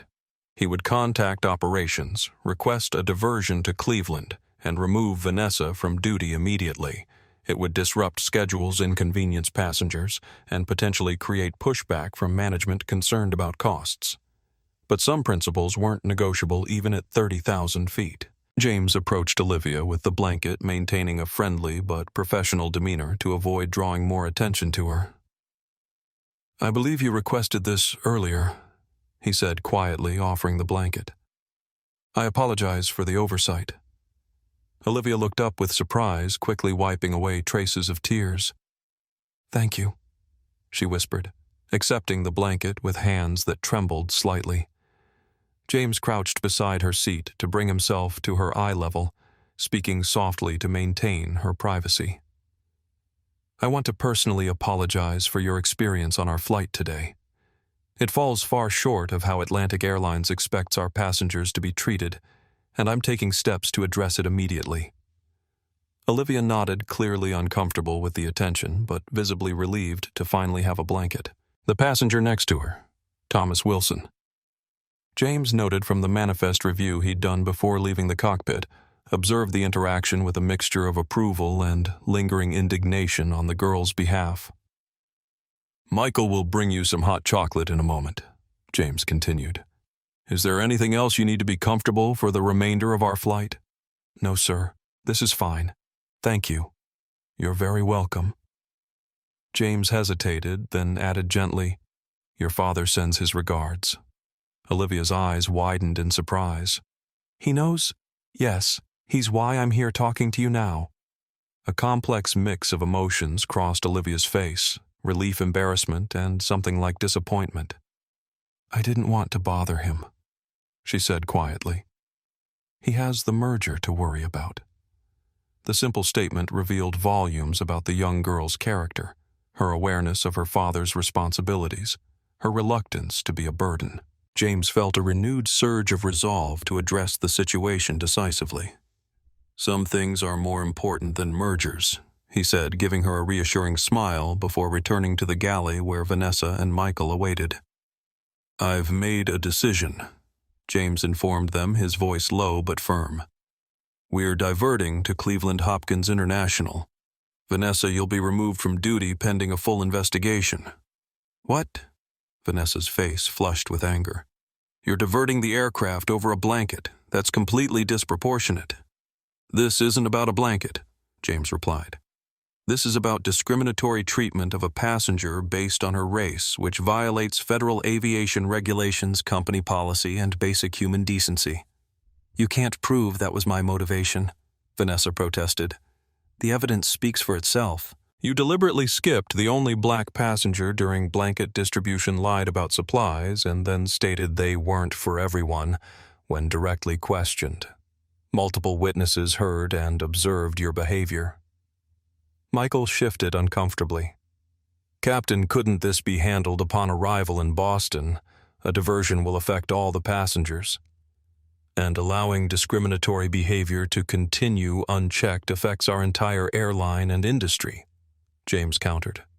"I've already received authorization from headquarters for this action." Vanessa's expression shifted from indignation to calculation. "So this is happening because she's some executive's daughter, special treatment for connected people while the rest of us get thrown under the bus." "No, this is happening because you denied service to a passenger based on her appearance. The fact that she happens to be Mr. Bennett's daughter simply means your behavior was discovered more quickly. Had you done this to any passenger, the outcome would be the same." This wasn't entirely true. James knew that, without Elijah Bennett's direct intervention, the incident might have been documented and addressed later, possibly with a customer service voucher and a note in Vanessa's file, rather than an immediate diversion. But the principle he stated was the standard he believed should apply regardless of the passenger's connections. "Michael, where do you stand in all this?" James asked, turning to the lead flight attendant. Michael hesitated, visibly conflicted. I observed differential treatment but didn't intervene early enough. I should have stepped in sooner. Yes, you should have, James agreed. Your failure to act will be part of the investigation, but for now I need you to... Where do you stand in all this? James asked, turning to the lead flight attendant. Michael hesitated, visibly conflicted. I observed differential treatment but didn't intervene early enough. I should have stepped in sooner. Yes, you should have, James agreed. Your failure to act will be part of the investigation, but for now I need you to continue serving the cabin professionally while I arrange our diversion. James returned to the cockpit where Kevin Martinez was maintaining their course toward Boston. What's the situation? Kevin asked as James settled back into his seat. Confirmed discrimination against a minor passenger. We're diverting to Cleveland to remove a flight attendant from duty. James picked up the radio to contact air traffic control as he brought Kevin up to speed on the situation. Within minutes, they had clearance for the diversion, and James activated the cabin announcement system. Ladies and gentlemen, this is Captain Sullivan speaking. I regret to inform you that we will be making an unscheduled landing in Cleveland due to a crew issue. We expect to be on the ground for approximately 1 hour while we address this matter. I apologize for the inconvenience and will provide more information as it becomes available. As he set the new course for Cleveland, James reflected on the core values that had guided his military and civilian career: integrity, service, and respect for every individual regardless of rank or background. Today, those values required him to take a stand even if it meant disrupting 200 passengers' travel plans. Some principles simply weren't negotiable. Kevin had been silently processing the information. You're doing the right thing, he finally said. I served with too many good people who were treated differently because of skin color. Not on our flight. James nodded appreciatively. In the 15 minutes since Elijah Bennett's call, he had confirmed the situation addressed the immediate comfort needs of the affected passenger, confronted the responsible crew member, and initiated a course of action that aligned with both company policy and his personal ethical standards. 9 minutes remained in the countdown that had begun when Elijah first noticed his daughter's text message. In those 9 remaining minutes, the implications of this decision would begin to ripple through the airline and beyond. The mood in the cabin shifted perceptibly after Captain Sullivan's announcement. Passengers who had been dozing jolted awake, checking their watches and exchanging concerned glances. Others removed headphones, suddenly alert to the unexpected development. The phrase "crew issue" sparked immediate speculation, with whispered theories spreading from row to row. In first class, Vanessa Reynolds stood rigidly by the galley, her face a mask of professional neutrality that barely concealed her growing anxiety. She had served on enough flights to know that unscheduled diversions for crew issues typically meant one thing: someone was about to be removed from the aircraft. James knew the diversion would create operational challenges, passenger compensation claims, and potential scrutiny from company leadership concerned about costs and efficiency metrics. But as the aircraft began its descent toward Cleveland, he felt a certainty that transcended those concerns. Some moments defined a person's character and values. This was one of them. The atmosphere in this cabin grew increasingly tense as Flight 2467 began its descent toward Cleveland Hopkins International Airport. Vanessa Reynolds remained in the galley, her posture rigid, while Michael Foster moved through the cabin, attempting to maintain a semblance of normal service. When Michael approached Olivia's row, his professional smile couldn't mask his discomfort. "Can I get you anything else before we land?" he asked, his voice carefully neutral. Thomas Wilson looked up from his phone. "I think you've done quite enough already." Michael flinched slightly at the rebuke, but maintained his composure. "I understand your frustration, sir. I apologize for the situation." Across the aisle, Elizabeth Parker fixed Michael with a penetrating gaze.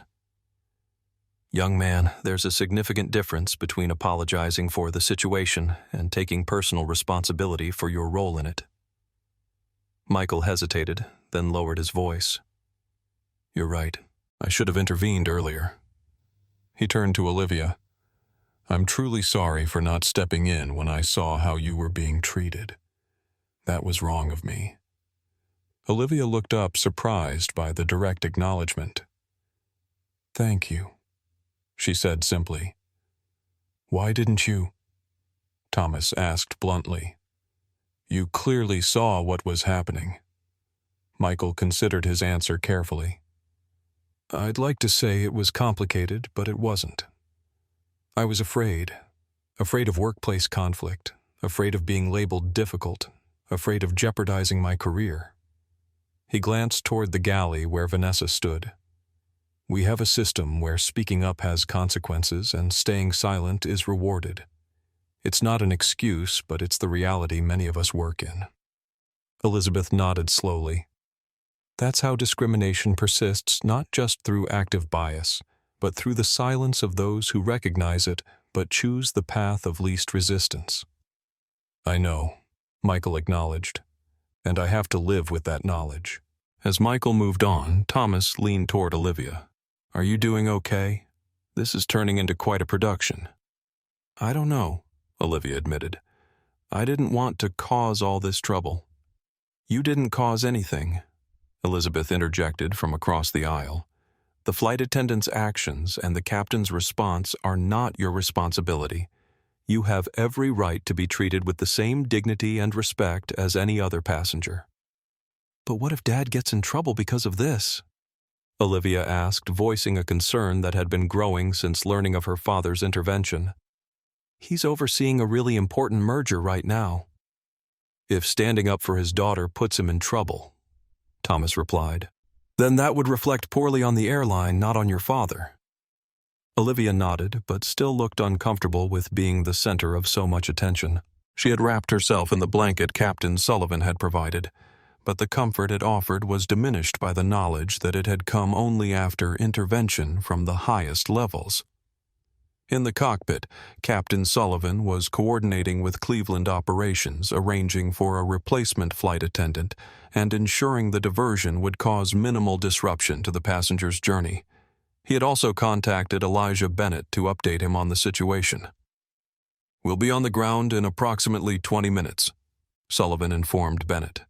"I've arranged for the crew member to be escorted from the aircraft by airport police to avoid any further incidents." "Thank you, Captain," Elijah replied. "I appreciate your handling of this situation. Has anyone spoken directly to my daughter about what's happening?" "I've personally explained that we're addressing the service issues, but I haven't detailed the removal process to avoid causing her additional distress." "Good. The last thing she needs is to feel responsible for someone losing their job, even if that outcome is warranted. Please continue to use your discretion in communication with her." As the aircraft descended through 10,000 feet, Captain Sullivan made another announcement. "Ladies and gentlemen, we're beginning our final approach into Cleveland Hopkins International Airport. We apologize again for this unexpected stop. Upon arrival, we ask that all passengers remain seated while we address the crew matter that necessitated this diversion. We anticipate being on the ground for approximately 1 hour before continuing to Boston."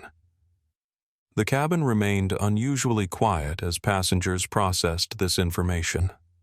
Most were annoyed by the delay, but increasingly curious about the crew matter, serious enough to warrant an unscheduled landing. In row 3, Olivia stared out the window at the approaching lights of Cleveland. This was not how she had imagined her first solo flight. What should have been an exciting precursor to her conference presentation had become a public spectacle.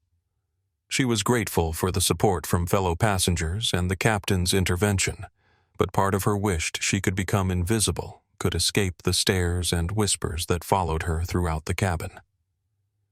The aircraft touched down smoothly and taxied to the gate. As the seatbelt sign dinged off, no one moved, sensing the gravity of what was about to unfold. Captain Sullivan emerged from the cockpit, his uniform immaculate, his expression serious but composed. He was followed by 2 airport police officers and a woman in an Atlantic Airlines management uniform. Vanessa Reynolds emerged from the galley, her face pale. "Ms. Reynolds," Captain Sullivan said formally, "you're being removed from duty pending investigation into allegations of discriminatory treatment of a passenger. Please gather your personal belongings and accompany these officers." Vanessa's professional facade cracked. "This is outrageous. I've given 15 years to this airline, and I'm being publicly humiliated over a misunderstanding about blanket distribution." "This isn't about blankets," Sullivan replied calmly. "It's about treating all our passengers with equal dignity and respect, which is both company policy and my personal expectation as captain of this aircraft." Vanessa looked around wildly, seeking support from colleagues or passengers. Finding none, she switched tactics. "You know what this is really about. It's about connections and privilege. If she weren't an executive's daughter, we wouldn't be having this conversation. None of you cared about how many other passengers have been treated until someone with power complained." Her words landed with uncomfortable weight, containing a kernel of truth that made several passengers shift in their seats. Michael Foster stepped forward, his decision apparently made. "You're right, Vanessa," he said, his voice steady. "We wouldn't be having this conversation if Olivia's father hadn't intervened. And that's exactly the problem, the fact that it takes executive action to address something that should never happen to any passenger regardless of who they are or who their parents might be." Thomas Wilson spoke up from his seat. "For the record, several of us were addressing this situation before anyone knew about her father. Discrimination is discrimination regardless of who it's directed against."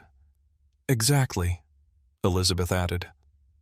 "I've witnessed similar incidents throughout my career, and the common thread isn't the status of the victim, but the silence of bystanders who could have intervened, but chose not to."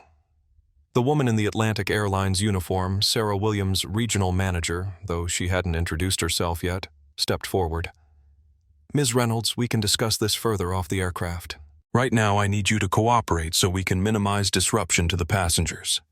Vanessa looked around the cabin, perhaps hoping for support, but found only avoided gazes or outright disapproval. Even Michael stood at a distance, unwilling to align himself with her position.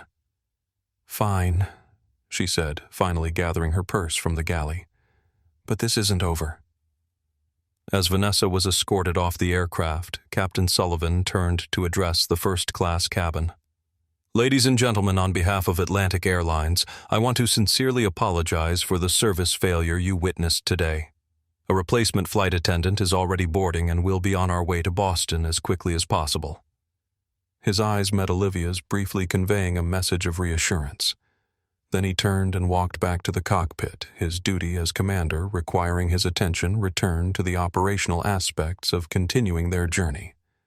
Sarah Williams remained in the cabin, approaching Olivia's seat. "Ms. Bennett, I'm Sarah Williams, regional manager for Atlantic Airlines. I want to personally apologize for your experience today and assure you that we're taking this matter extremely seriously." Olivia nodded, uncomfortable with the continued attention, but appreciating the acknowledgement. "Thank you. Is there anything you need for the remainder of your journey?" "No, thank you. I'm fine now." Sarah nodded, understanding the girl's desire to move past the incident, rather than prolonging the focus on her. "We'll be continuing to Boston shortly. Your father asked me to tell you he'll be waiting at the gate when we arrive." As Sarah moved through the cabin, checking on other passengers and managing the transition, a new flight attendant boarded Monica Jimenez, an experienced crew member quickly dispatched from the Cleveland base. Her warm, professional demeanor provided a stark contrast to Vanessa's earlier hostility as she efficiently prepared for the continuation of service to Boston. Elizabeth Parker leaned across the aisle toward Olivia. "What you just witnessed," she said quietly, "was accountability in action. It doesn't happen nearly often enough, but when it does, it reminds us that change is possible." Olivia considered this. Throughout the incident, she had felt powerless, a child at the mercy of adult authority figures who could choose to help or hurt her based on their own biases.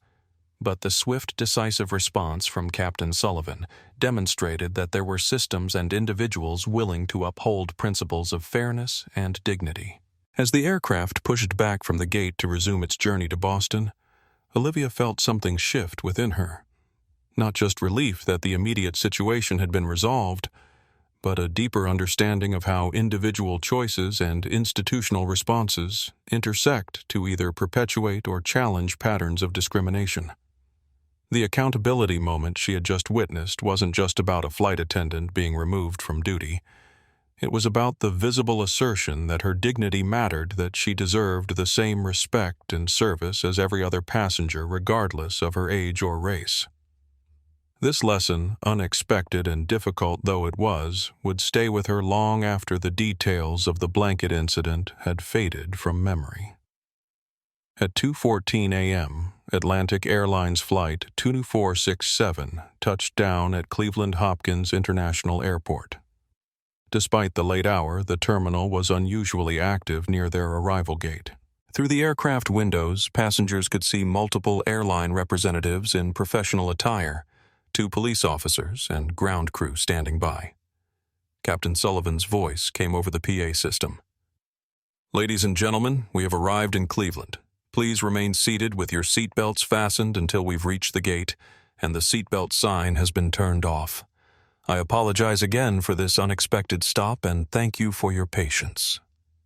As the aircraft docked at the jet bridge, the cabin remained unusually quiet. Everyone seemed to sense the gravity of the situation unfolding. The seatbelt sign dinged off, but no one moved to stand. The forward cabin door opened and the 2 police officers boarded first, followed by Sarah Williams in her impeccable Atlantic Airlines executive uniform. Captain Sullivan emerged from the cockpit to meet them. "Captain Sullivan," one officer inquired. "Yes, that's me. We understand you have a situation requiring the removal of a crew member." Vanessa stepped forward, her professional demeanor completely abandoned. "This is discrimination," she declared loudly. "I'm being targeted because I enforced company policy against a disruptive passenger." Several first-class passengers immediately objected. "That's completely false," Thomas said, standing up. "The only disruptive person was this flight attendant who deliberately denied service to a child based on her race." "I can confirm that," added Elizabeth, waving her notebook. "I've documented everything that occurred with timestamps." Other passengers began recording the scene on their phones, despite Atlantic's policies discouraging in-flight photography. In the digital age, moments of public confrontation rarely remained private. Sarah Williams stepped forward. "I'm Sarah Williams, Regional Manager for Atlantic Airlines. I'd like to speak with Ms. Reynolds privately. I want these passengers removed too," Vanessa insisted, pointing at Thomas and several others who had spoken up. "They've been hostile and threatening throughout the flight." One of the officers turned to Captain Sullivan. "Is that accurate, sir?" "No," James replied firmly. "Based on my investigation and direct observation, multiple passengers intervened appropriately when they witnessed discriminatory treatment of a minor. Their behavior has been reasonable given the circumstances." Vanessa's face flushed with anger and humiliation. "You can't do this. I know my rights. I'll sue the airline for wrongful termination." "Ms. Reynolds," Sarah said quietly, "this conversation would be better continued off the aircraft. The other passengers have been delayed enough." The officers flanked Vanessa, not touching her, but clearly prepared to escort her if necessary. "Ma'am, please come with us," one said. For a moment it seemed Vanessa might refuse, but then her shoulders slumped in defeat. As she gathered her personal belongings, she looked directly at Olivia, her expression a complex mix of resentment and something that might have been regret. "You have no idea what it's like," she said, her voice lower now. 15 years of perfect service records and one complaint from the right person erases everything." Olivia, caught off guard by being directly addressed, didn't respond, but Thomas Wilson did. "It wasn't one complaint," he said firmly. "It was a pattern of behavior that multiple passengers witnessed and that you yourself admitted to when you said blankets aren't for everyone." Vanessa's gaze lingered on Olivia for another moment before she turned and followed the officers off the aircraft, Sarah Williams close behind.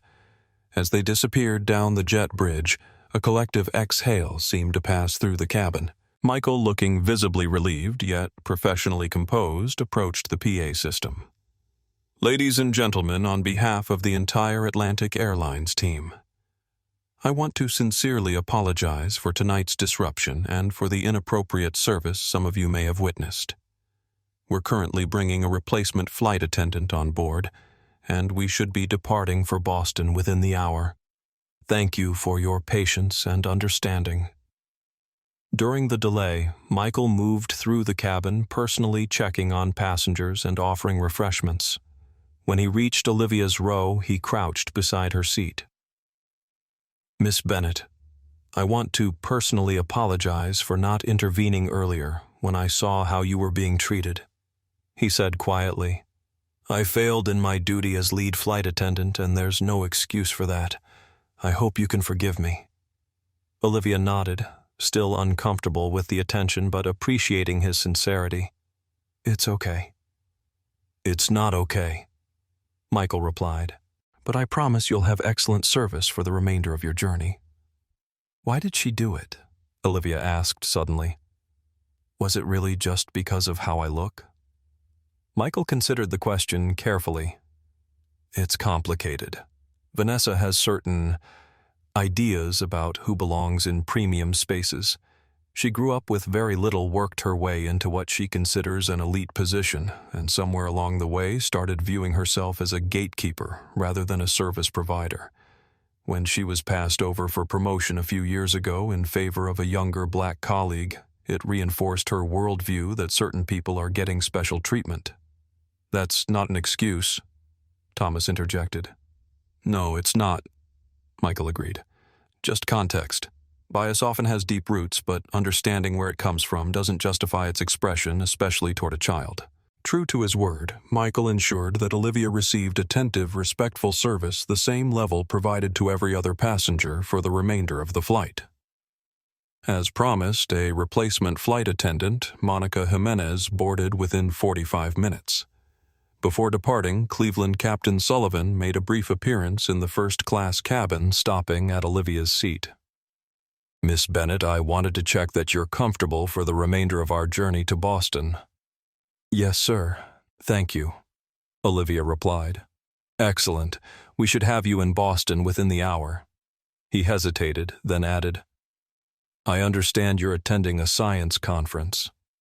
Olivia's eyes brightened slightly. "Yes, the International Youth Climate Conference. I'm presenting my research on urban carbon capture methods." James smiled. "That sounds fascinating. My daughter is interested in environmental science, too." He lowered his voice slightly. "And for what it's worth, I think you handled a very difficult situation with remarkable grace tonight. That takes real strength of character."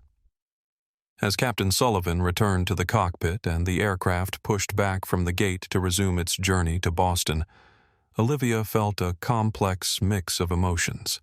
The humiliation of the blanket incident still stung, but there was also a new awareness of the allies who had spoken up on her behalf and the swift, decisive action taken once the discrimination was exposed.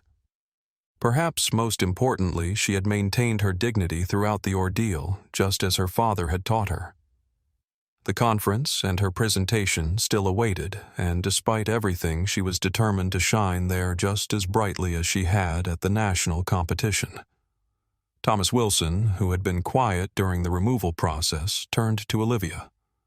"I travel a lot for business, and I've seen my share of poor service. But what happened tonight was different. It was wrong on a fundamental level. I'm impressed by how you handled yourself."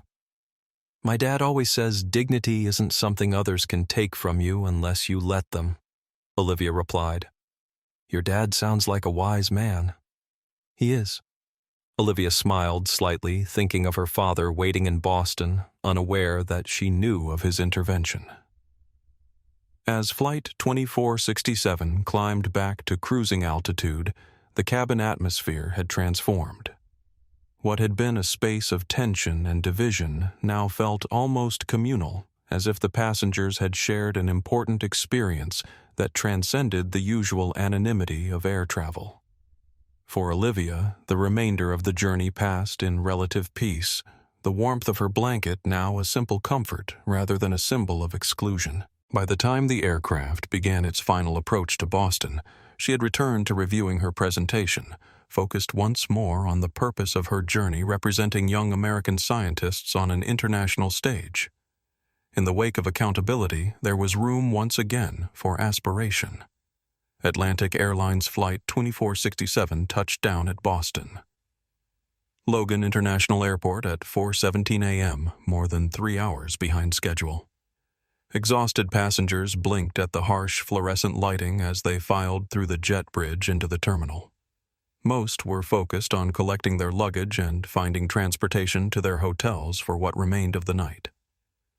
Olivia Bennett stepped into the terminal, expecting to see a driver holding a sign with her name, the car service her father had arranged. Instead, she was met with an unexpected sight, a cluster of news crews with cameras and microphones, and at their center, Elijah Bennett himself. "Dad," Olivia called out in surprise. Elijah turned at the sound of her voice, his normally composed executive demeanor giving way to the relief of a worried father. He strode toward her arms, outstretched, and enveloped her in a tight embrace. "Liv," he murmured into her hair. "I'm so sorry about what happened." "You didn't have to come early," she said, though she clung to him with equal intensity. "Yes, I did." Elijah pulled back slightly to look at her face. "Are you okay?" "I'm okay now," she answered, then added with a hint of reproach. "But you shouldn't have called the captain. I could have handled it." Elijah was taken aback by her reaction. "Liv, no one should have to handle discrimination, especially not a child traveling alone." "I'm not just a child," she replied, her voice low but firm. "I'm a scientist presenting at an international conference. I need to learn to handle difficult situations on my own." Their conversation was interrupted as reporters noticed them and moved closer, cameras flashing and questions overlapping. "Mr. Bennett, can you confirm that your daughter was racially profiled on an Atlantic flight tonight? Is it true a flight attendant was removed mid-flight for discrimination? Olivia, how do you feel about what happened?" Elijah raised a hand, his executive authority instantly commanding silence. "My daughter has had a long, difficult night and needs rest before her conference presentation tomorrow. I'll make a brief statement, but then we're leaving, and I expect you to respect our privacy." The reporters fell silent, cameras still rolling. "Tonight, my daughter experienced discrimination while traveling as an unaccompanied minor on our airline." Elijah began, his voice measured but resonant with controlled emotion. "What happened reflects a deep-rooted issue that extends far beyond a single flight attendant or a single incident. It reveals how implicit bias can manifest in everyday interactions, causing harm to innocent people. In this case, a child traveling alone to represent young American scientists at an international conference." He continued, "I'm speaking not just as an airline executive, but as a father. The fact that my position gave me the ability to intervene is a privilege that most parents of color don't have when their children face similar treatment. That reality requires serious reflection and action from all of us in positions of authority." Elijah put his arm around Olivia's shoulders. "Atlantic Airlines has begun a full investigation, and I've recused myself from direct involvement to avoid any conflict of interest. That's all I'll say for now. Thank you." As Elijah guided Olivia toward the exit, ignoring further questions from reporters, Thomas Wilson approached them. "Mr. Bennett, I was seated next to Olivia on the flight. I just wanted to say she handled herself with incredible poise tonight. You should be very proud."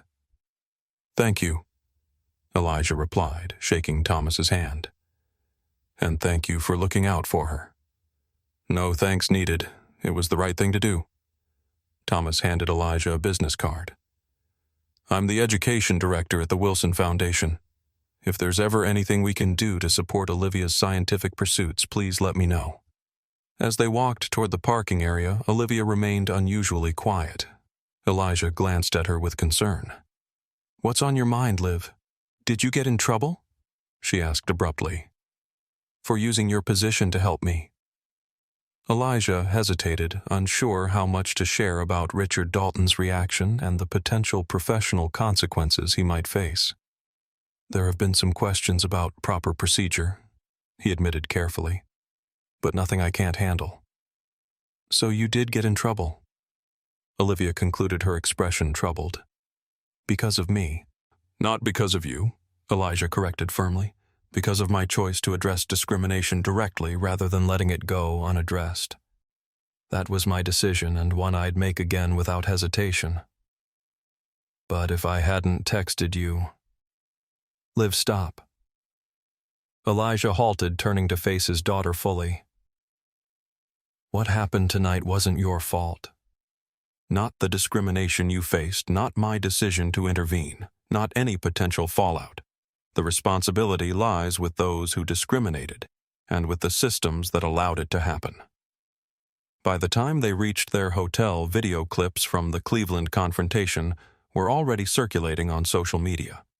Passengers had recorded Vanessa's removal from the aircraft and her accusations against disruptive passengers, along with the contradicting statements from other travelers. One passenger had even captured Michael's public apology to Olivia, though her face was thankfully not clearly visible in the footage. The hashtag #BlanketsAre for everyone began trending nationally by sunrise, becoming a rallying cry against everyday discrimination. Social media users shared their own experiences of differential treatment in commercial settings, particularly during travel. Within hours, the story had expanded far beyond a single incident on one flight, sparking a broader conversation about race privilege and accountability in customer service environments. As dawn broke over Boston Atlantic Airlines' stock price dipped 3% in pre-market trading, as investors anticipated public relations damage. The corporate communications team convened an emergency meeting to craft a response that would address the incident without creating additional liability.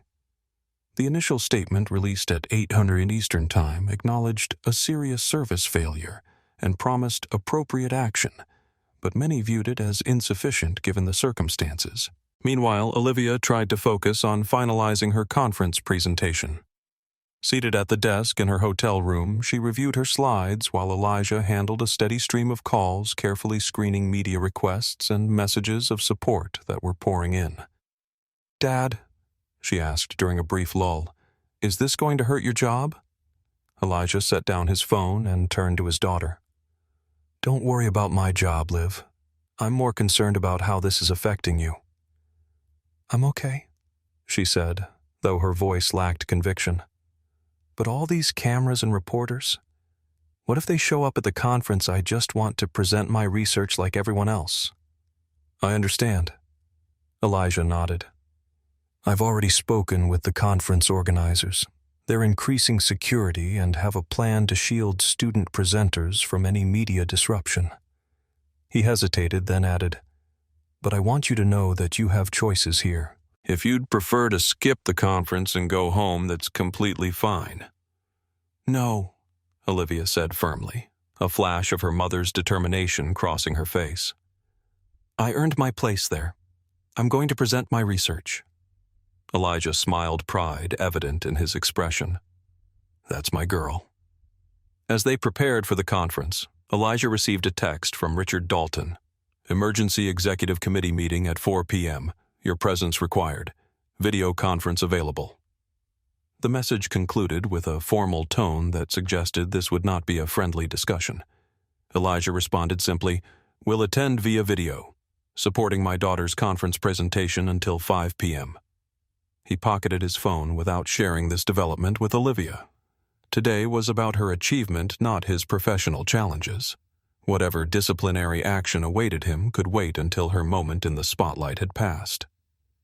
By mid-morning, the story had reached Capitol Hill. Several members of the Congressional Black Caucus called for hearings on discrimination in commercial aviation. The Department of Transportation announced it would review complaints data across all major carriers to identify patterns of bias in customer service incidents. While the media storm raged outside within their hotel suite, father and daughter prepared for what each privately considered the more important challenge of the day: Olivia's scientific presentation and the executive committee meeting that could determine Elijah's professional future. Both were determined that dignity, not discrimination, would define this day's legacy. The Boston Convention and Exhibition Center buzzed with activity as attendees from around the world gathered for the International Youth Climate Conference. Security had been noticeably enhanced. Additional personnel stationed at entrances' credentials checked more rigorously. Media cordoned to specific areas. The organizers had clearly prepared for the increased attention surrounding Olivia Bennett's presentation. Inside the main presentation hall, Olivia waited backstage, reviewing her notes one final time. The magnitude of the moment wasn't lost on her. Beyond presenting her research, she had become an unwitting symbol in a national conversation about race, privilege, and belonging. Her hands trembled slightly as she scrolled through her slides. 5 minutes, Miss Bennett, a conference coordinator informed her. Olivia nodded, then glanced at her father, who stood nearby with Thomas Wilson and Elizabeth Parker. Elijah gave her an encouraging smile. "You've got this, Liv." "What if they're not here for the science?" she whispered, voicing the fear that had been growing since seeing the media presence. "What if they just want to see the girl from the plane?" "Then show them who you really are," Elijah replied. "A brilliant young scientist whose work matters." When her name was announced, Olivia walked onto the stage with measured steps. Her chin lifted slightly, the posture of dignified confidence Elijah had taught her since childhood.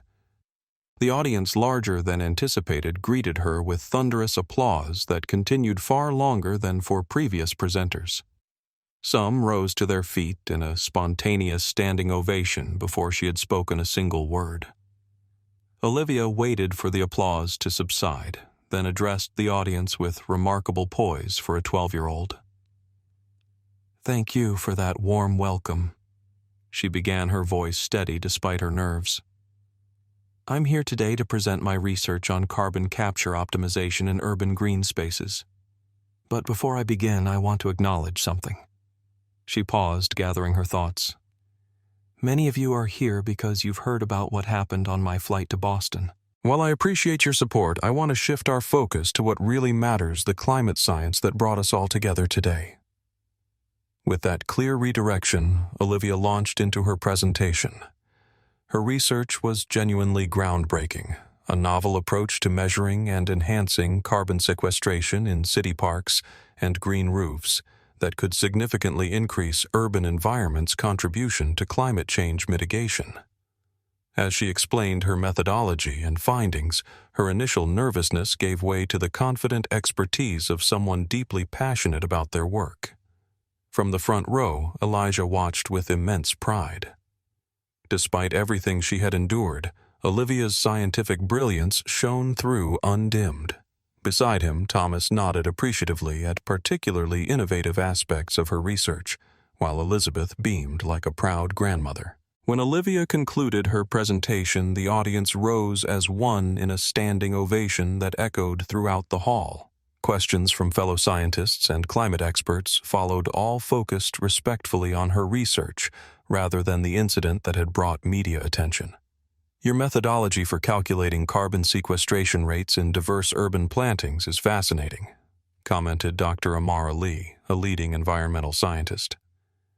"Have you considered applying this approach to vertical garden systems on high-rise buildings?" Olivia's face lit up at the substantive question. "Actually, yes.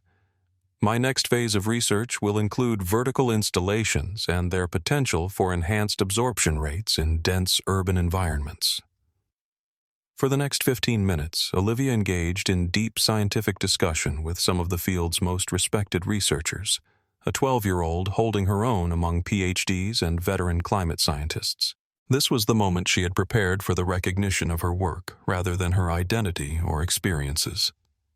As the session ended and Olivia left the stage, Atlantic Airlines CEO Jackson Thomas approached Elijah. He had flown in specifically for the presentation.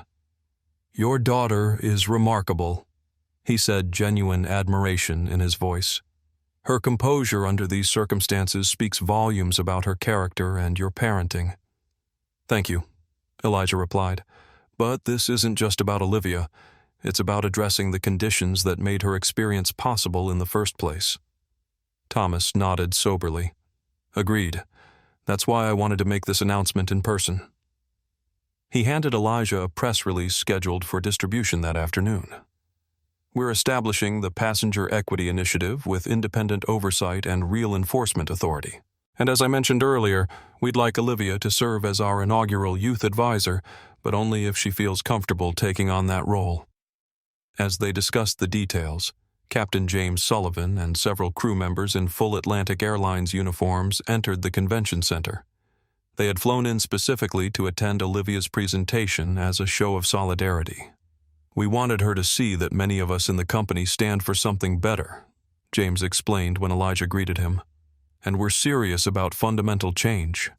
He described the pilot advocacy group that had formed in response to the incident, now with members from multiple airlines committed to ensuring equitable treatment in the skies. "It's not about blankets," Sullivan said earnestly. "It's about dignity and respect. Every passenger deserves that regardless of who they are." Meanwhile, a different kind of confrontation was unfolding near the convention center entrance. Richard Dalton had unexpectedly arrived in Boston and was attempting to hold an impromptu press conference challenging the narrative around the blanket incident. While Atlantic Airlines takes all allegations of discrimination seriously, he told the gathered reporters, "We also believe in due process for our employees and proper investigative procedures before taking drastic actions."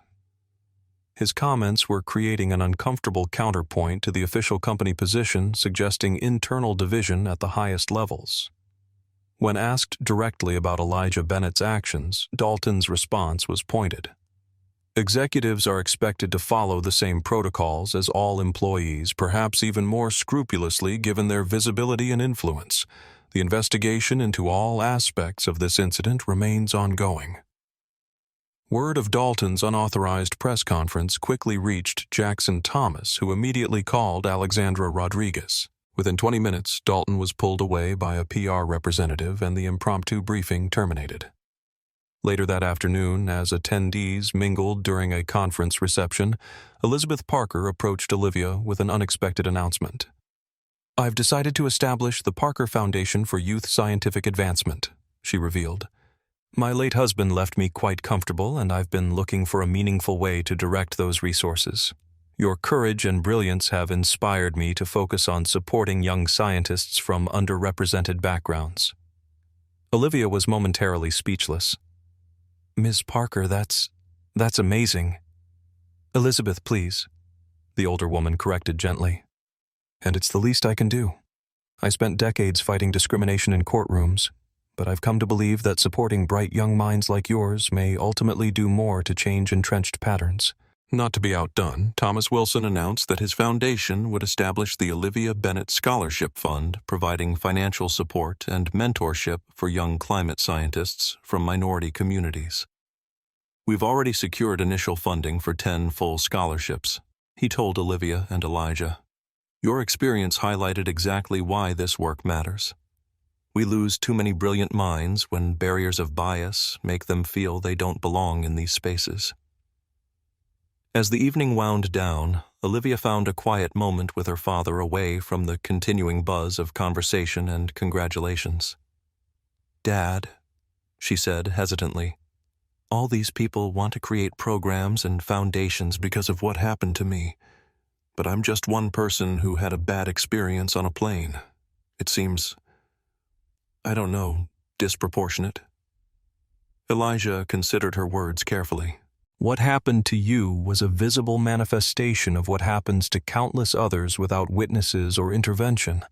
You're not just one person in this context, you're representative of a pattern that needs addressing. The response isn't disproportionate to the problem, even if it might feel that way to your experience alone." "I guess," Olivia acknowledged, "I just don't want to be defined by this forever. I want to be known for my science, not for being denied a blanket." You will be, Elijah assured her. Today proved that. Your research stood on its own merits regardless of what brought some of the audience members to the hall. As they prepared to leave, Jackson Thomas approached with a concerned expression. Elijah, I need to speak with you privately. There have been some developments with Richard Dalton's unauthorized comments to the press. While Elijah stepped aside for this conversation, Elizabeth engaged Olivia in a discussion of her future research plans, tactfully diverting her attention from the corporate politics playing out nearby. The board has called an emergency session, Thomas informed Elijah quietly. Dalton's actions today, directly contradicting our official position, have created a significant problem. We need you back in Chicago tomorrow. I understand, Elijah replied, mentally recalculating their return plans. Is my position still secure? Thomas's expression was grave.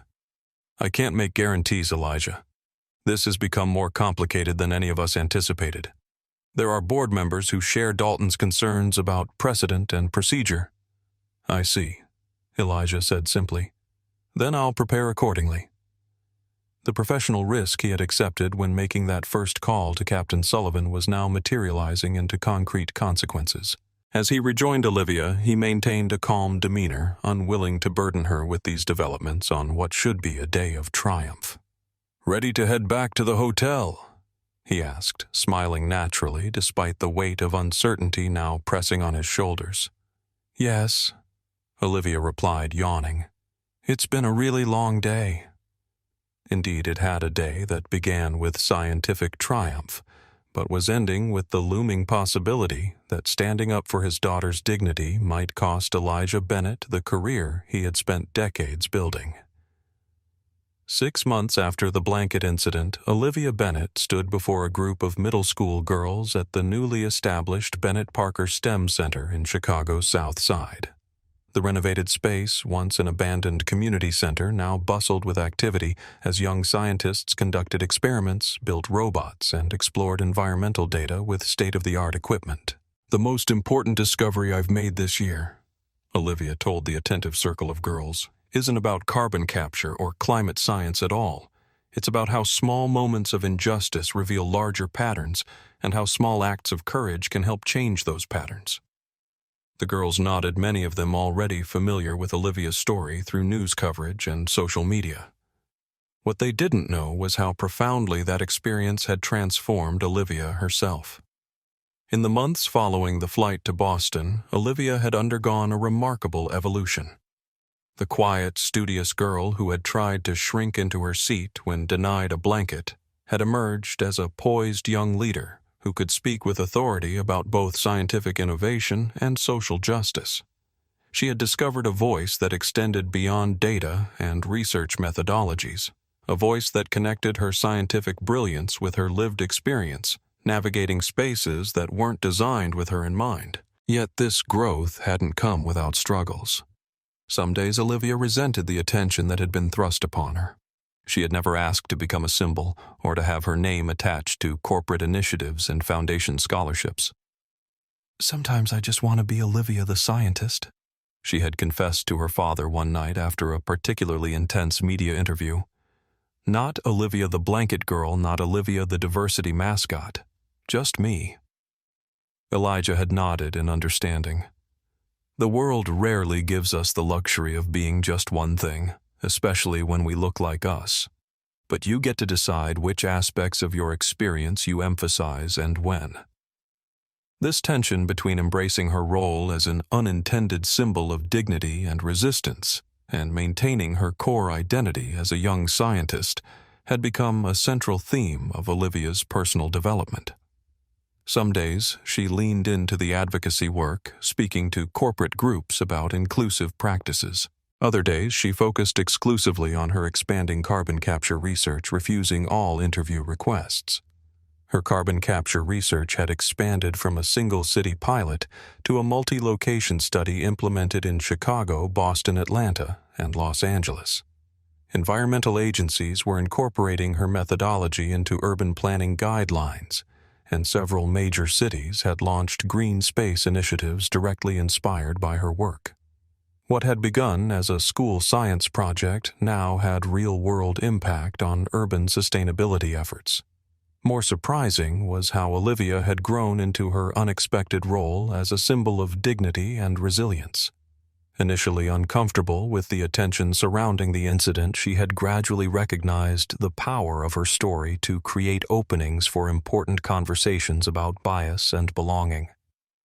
"When something unfair happens to you," she explained to the girls, carefully measuring her words, "you have choices about how to respond. You can shrink yourself to avoid more unfairness. You can get angry and fight back directly.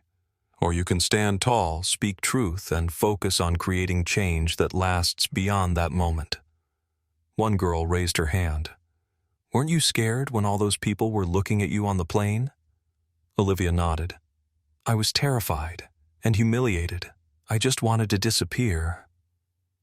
She paused, thinking back to that cold cabin, to the tears she had tried to hide.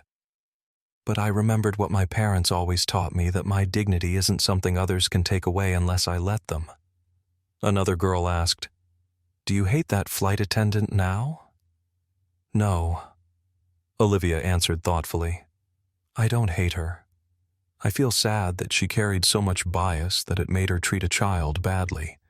And I hope that what happened helps her learn and grow, just like it helped me learn and grow." This response reflected another dimension of Olivia's development, her capacity to hold complexity. She had moved beyond seeing the incident in simple terms of victim and villain, recognizing instead the interwoven factors that shaped individual behavior within larger structural patterns. What the girls couldn't see was how this public growth masked a more private struggle. Olivia had experienced nightmares in the weeks following the incident, dreams where she was trapped on an endless flight, always cold, always overlooked. She had developed a habit of overpacking for trips, always bringing extra sweaters and blankets, just in case. And she still flinched sometimes when boarding aircraft, bracing herself unconsciously for scrutiny or rejection. These private challenges made her public poise all the more remarkable. They were part of what made her message resonate so authentically with the girls looking up to her, the understanding that courage isn't the absence of fear, but the decision to move forward despite it. After the session at the STEM Center, Elijah picked Olivia up in the family car rather than his executive sedan, one of many subtle adjustments they'd made to maintain normalcy amid the continuing attention. As they drove home, Elijah noticed his daughter gazing thoughtfully out the window. "Penny for your thoughts, Liv." "I was thinking about Mom," Olivia replied softly. "About what she would say about everything that's happened." Elijah swallowed hard. Even 4 years after Claire's death, these moments still caught him unprepared, the grief rising swift and sharp. "What do you think she would say?" Olivia considered this. "I think she'd be proud of how we handled it, not just standing up when something wrong happened, but using that moment to help make things better for other people too." Elijah nodded, emotion tightening his throat. "I think you're right." "And," Olivia added with the hint of a smile, "she'd probably say something scientific about how small disturbances in stable systems can create unexpected chain reactions." Elijah laughed, the tension breaking. "That sounds exactly like her." His own journey through this period had been equally complex.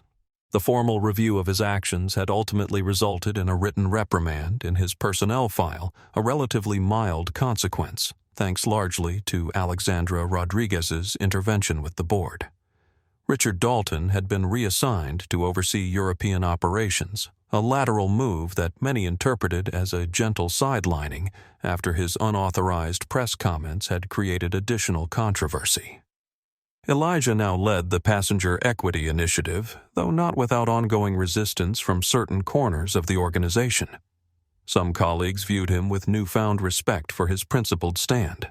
Others maintained a wary distance, uncertain how his willingness to challenge corporate hierarchy might affect their own advancement if they became too closely associated with him. When they arrived home, a package awaited on their doorstep. Inside was a handmade quilt with a note from Elizabeth Parker. to remind you that warmth and protection should be available to everyone. Your courage has inspired many, including this old attorney who thought her fighting days were behind her."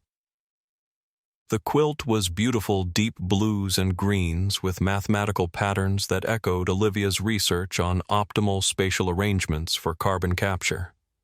But more meaningful than the gift itself was the network of relationships it represented, connections formed through a shared commitment to dignity and justice that transcended differences in age, background, and experience. Later that week, Olivia received an email from a 12-year-old girl in Detroit who had seen her conference presentation online. "You made me think I could be a scientist too, even though there aren't any black scientists at my school," the message read. "I started a project about water quality in our neighborhood, and my teacher says it's really good." This was happening more frequently now, young people, especially girls of color, reaching out to share how Olivia's example had inspired their own scientific explorations. Each message reinforced Olivia's understanding that representation mattered not just as an abstract principle, but as a practical catalyst for expanding possibilities. 1 year after Flight 2467, Atlantic Airlines invited Olivia to speak at the unveiling of their newly implemented Olivia Standard customer service protocols. Standing at the podium addressing an audience of airline executives, employees, and media representatives, she delivered a message that reflected her growth from hesitant passenger to confident advocate. "A year ago, I was denied a blanket because someone decided I didn't belong in first class," she began. "Today, I'm helping to ensure that no one else has that experience, not because I'm special, but because dignity shouldn't depend on who your parents are or what you look like." She continued, "The most important question isn't whether bias exists, we know it does. The question is what we do when we encounter it. Do we look away? Do we accept it as normal? Or do we stand up, speak truth, and work together to create systems where everyone is treated with equal respect?" As Olivia concluded her remarks, the audience rose in a standing ovation, not just for her words, but for the remarkable journey they represented. From a child shivering in an airplane seat to a young leader helping to reshape an industry's approach to equity and inclusion, Olivia's growth embodied the possibility of transformation at both personal and institutional levels. That evening, Elijah found Olivia in their home office working on a new research proposal about the intersection of environmental justice and urban planning. "Proud of you, Liv," he said, leaning against the doorframe. Olivia looked up from her computer. "For the speech, for everything, for being exactly who you are." She smiled a real smile that reached her eyes and illuminated her face. "I'm still figuring out who that is." "That's the adventure," Elijah replied, "and I can't wait to see where it takes you next." In that moment, the blanket incident seemed very far away, not forgotten but integrated into a larger story of growth, purpose, and possibility that continued to unfold with each new day. 1 year after Flight 2467, Olivia Bennett approached the boarding gate at Chicago O'Hare International Airport. This time, she wasn't nervous. This time, she knew exactly what to expect. Her father stood beside her, though he wasn't accompanying her on the flight.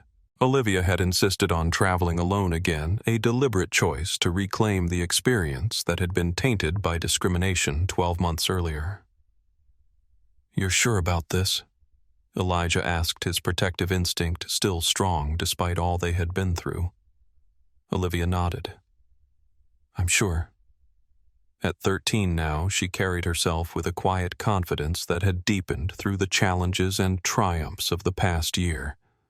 Her research on urban carbon capture had been published in a prestigious scientific journal, unprecedented for someone her age.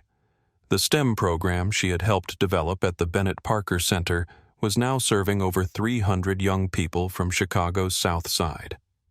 And most significantly, the Olivia Standard for equitable treatment had been adopted by airlines across the country, changing the travel experience for countless passengers.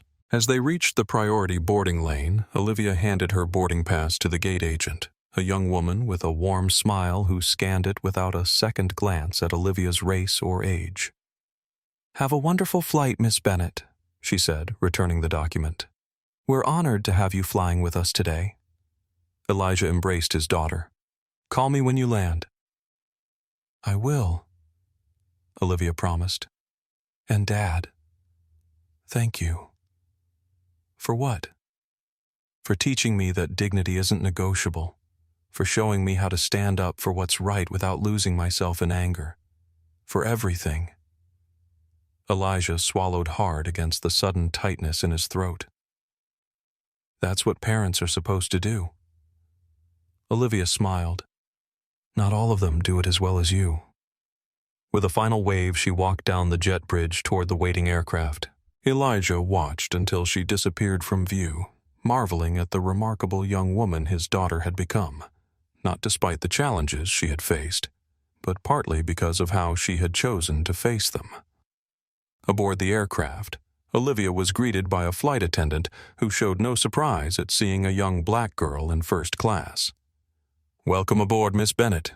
Your seat is 3A on the right." As Olivia settled into her window seat, the same position she had occupied on that fateful flight, she noticed something. The aircraft type was the same. The seat configuration was identical. Even the flight number was similar. But the atmosphere couldn't have been more different. The cabin was warm and welcoming. The crew moved through the space with genuine professional courtesy that extended equally to all passengers. There was no subtle scrutiny, no implied questioning of whether she belonged. As the boarding process continued, Olivia noticed the captain emerging from the cockpit to speak with the lead flight attendant. With a jolt of recognition, she realized it was Captain James Sullivan, the same pilot who had diverted Flight 2467 to Cleveland after confirming the discrimination she had experienced. Captain Sullivan spotted her as well, and after finishing his conversation with the flight attendant, he approached her seat. "Miss Bennett," he said with a warm smile, "it's good to see you again under better circumstances." "You too, Captain Sullivan. I thought you might like to know the pilot advocacy group we formed after your flight now has over 800 members across 12 airlines.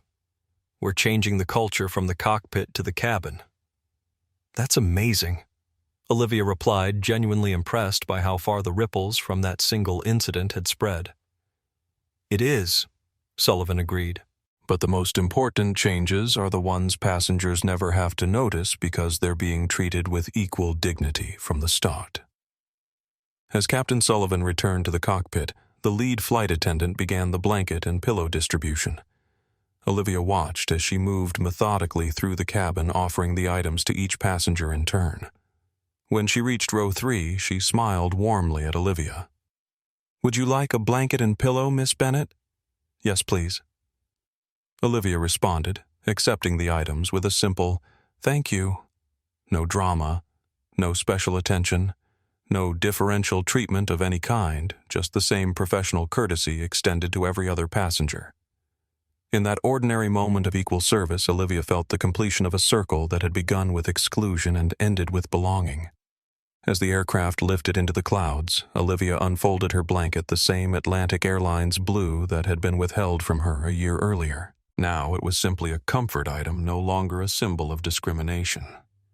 She wrapped it around her shoulders, appreciating its warmth, not as a hard-won right, but as a standard amenity provided to all first-class passengers without question or qualification.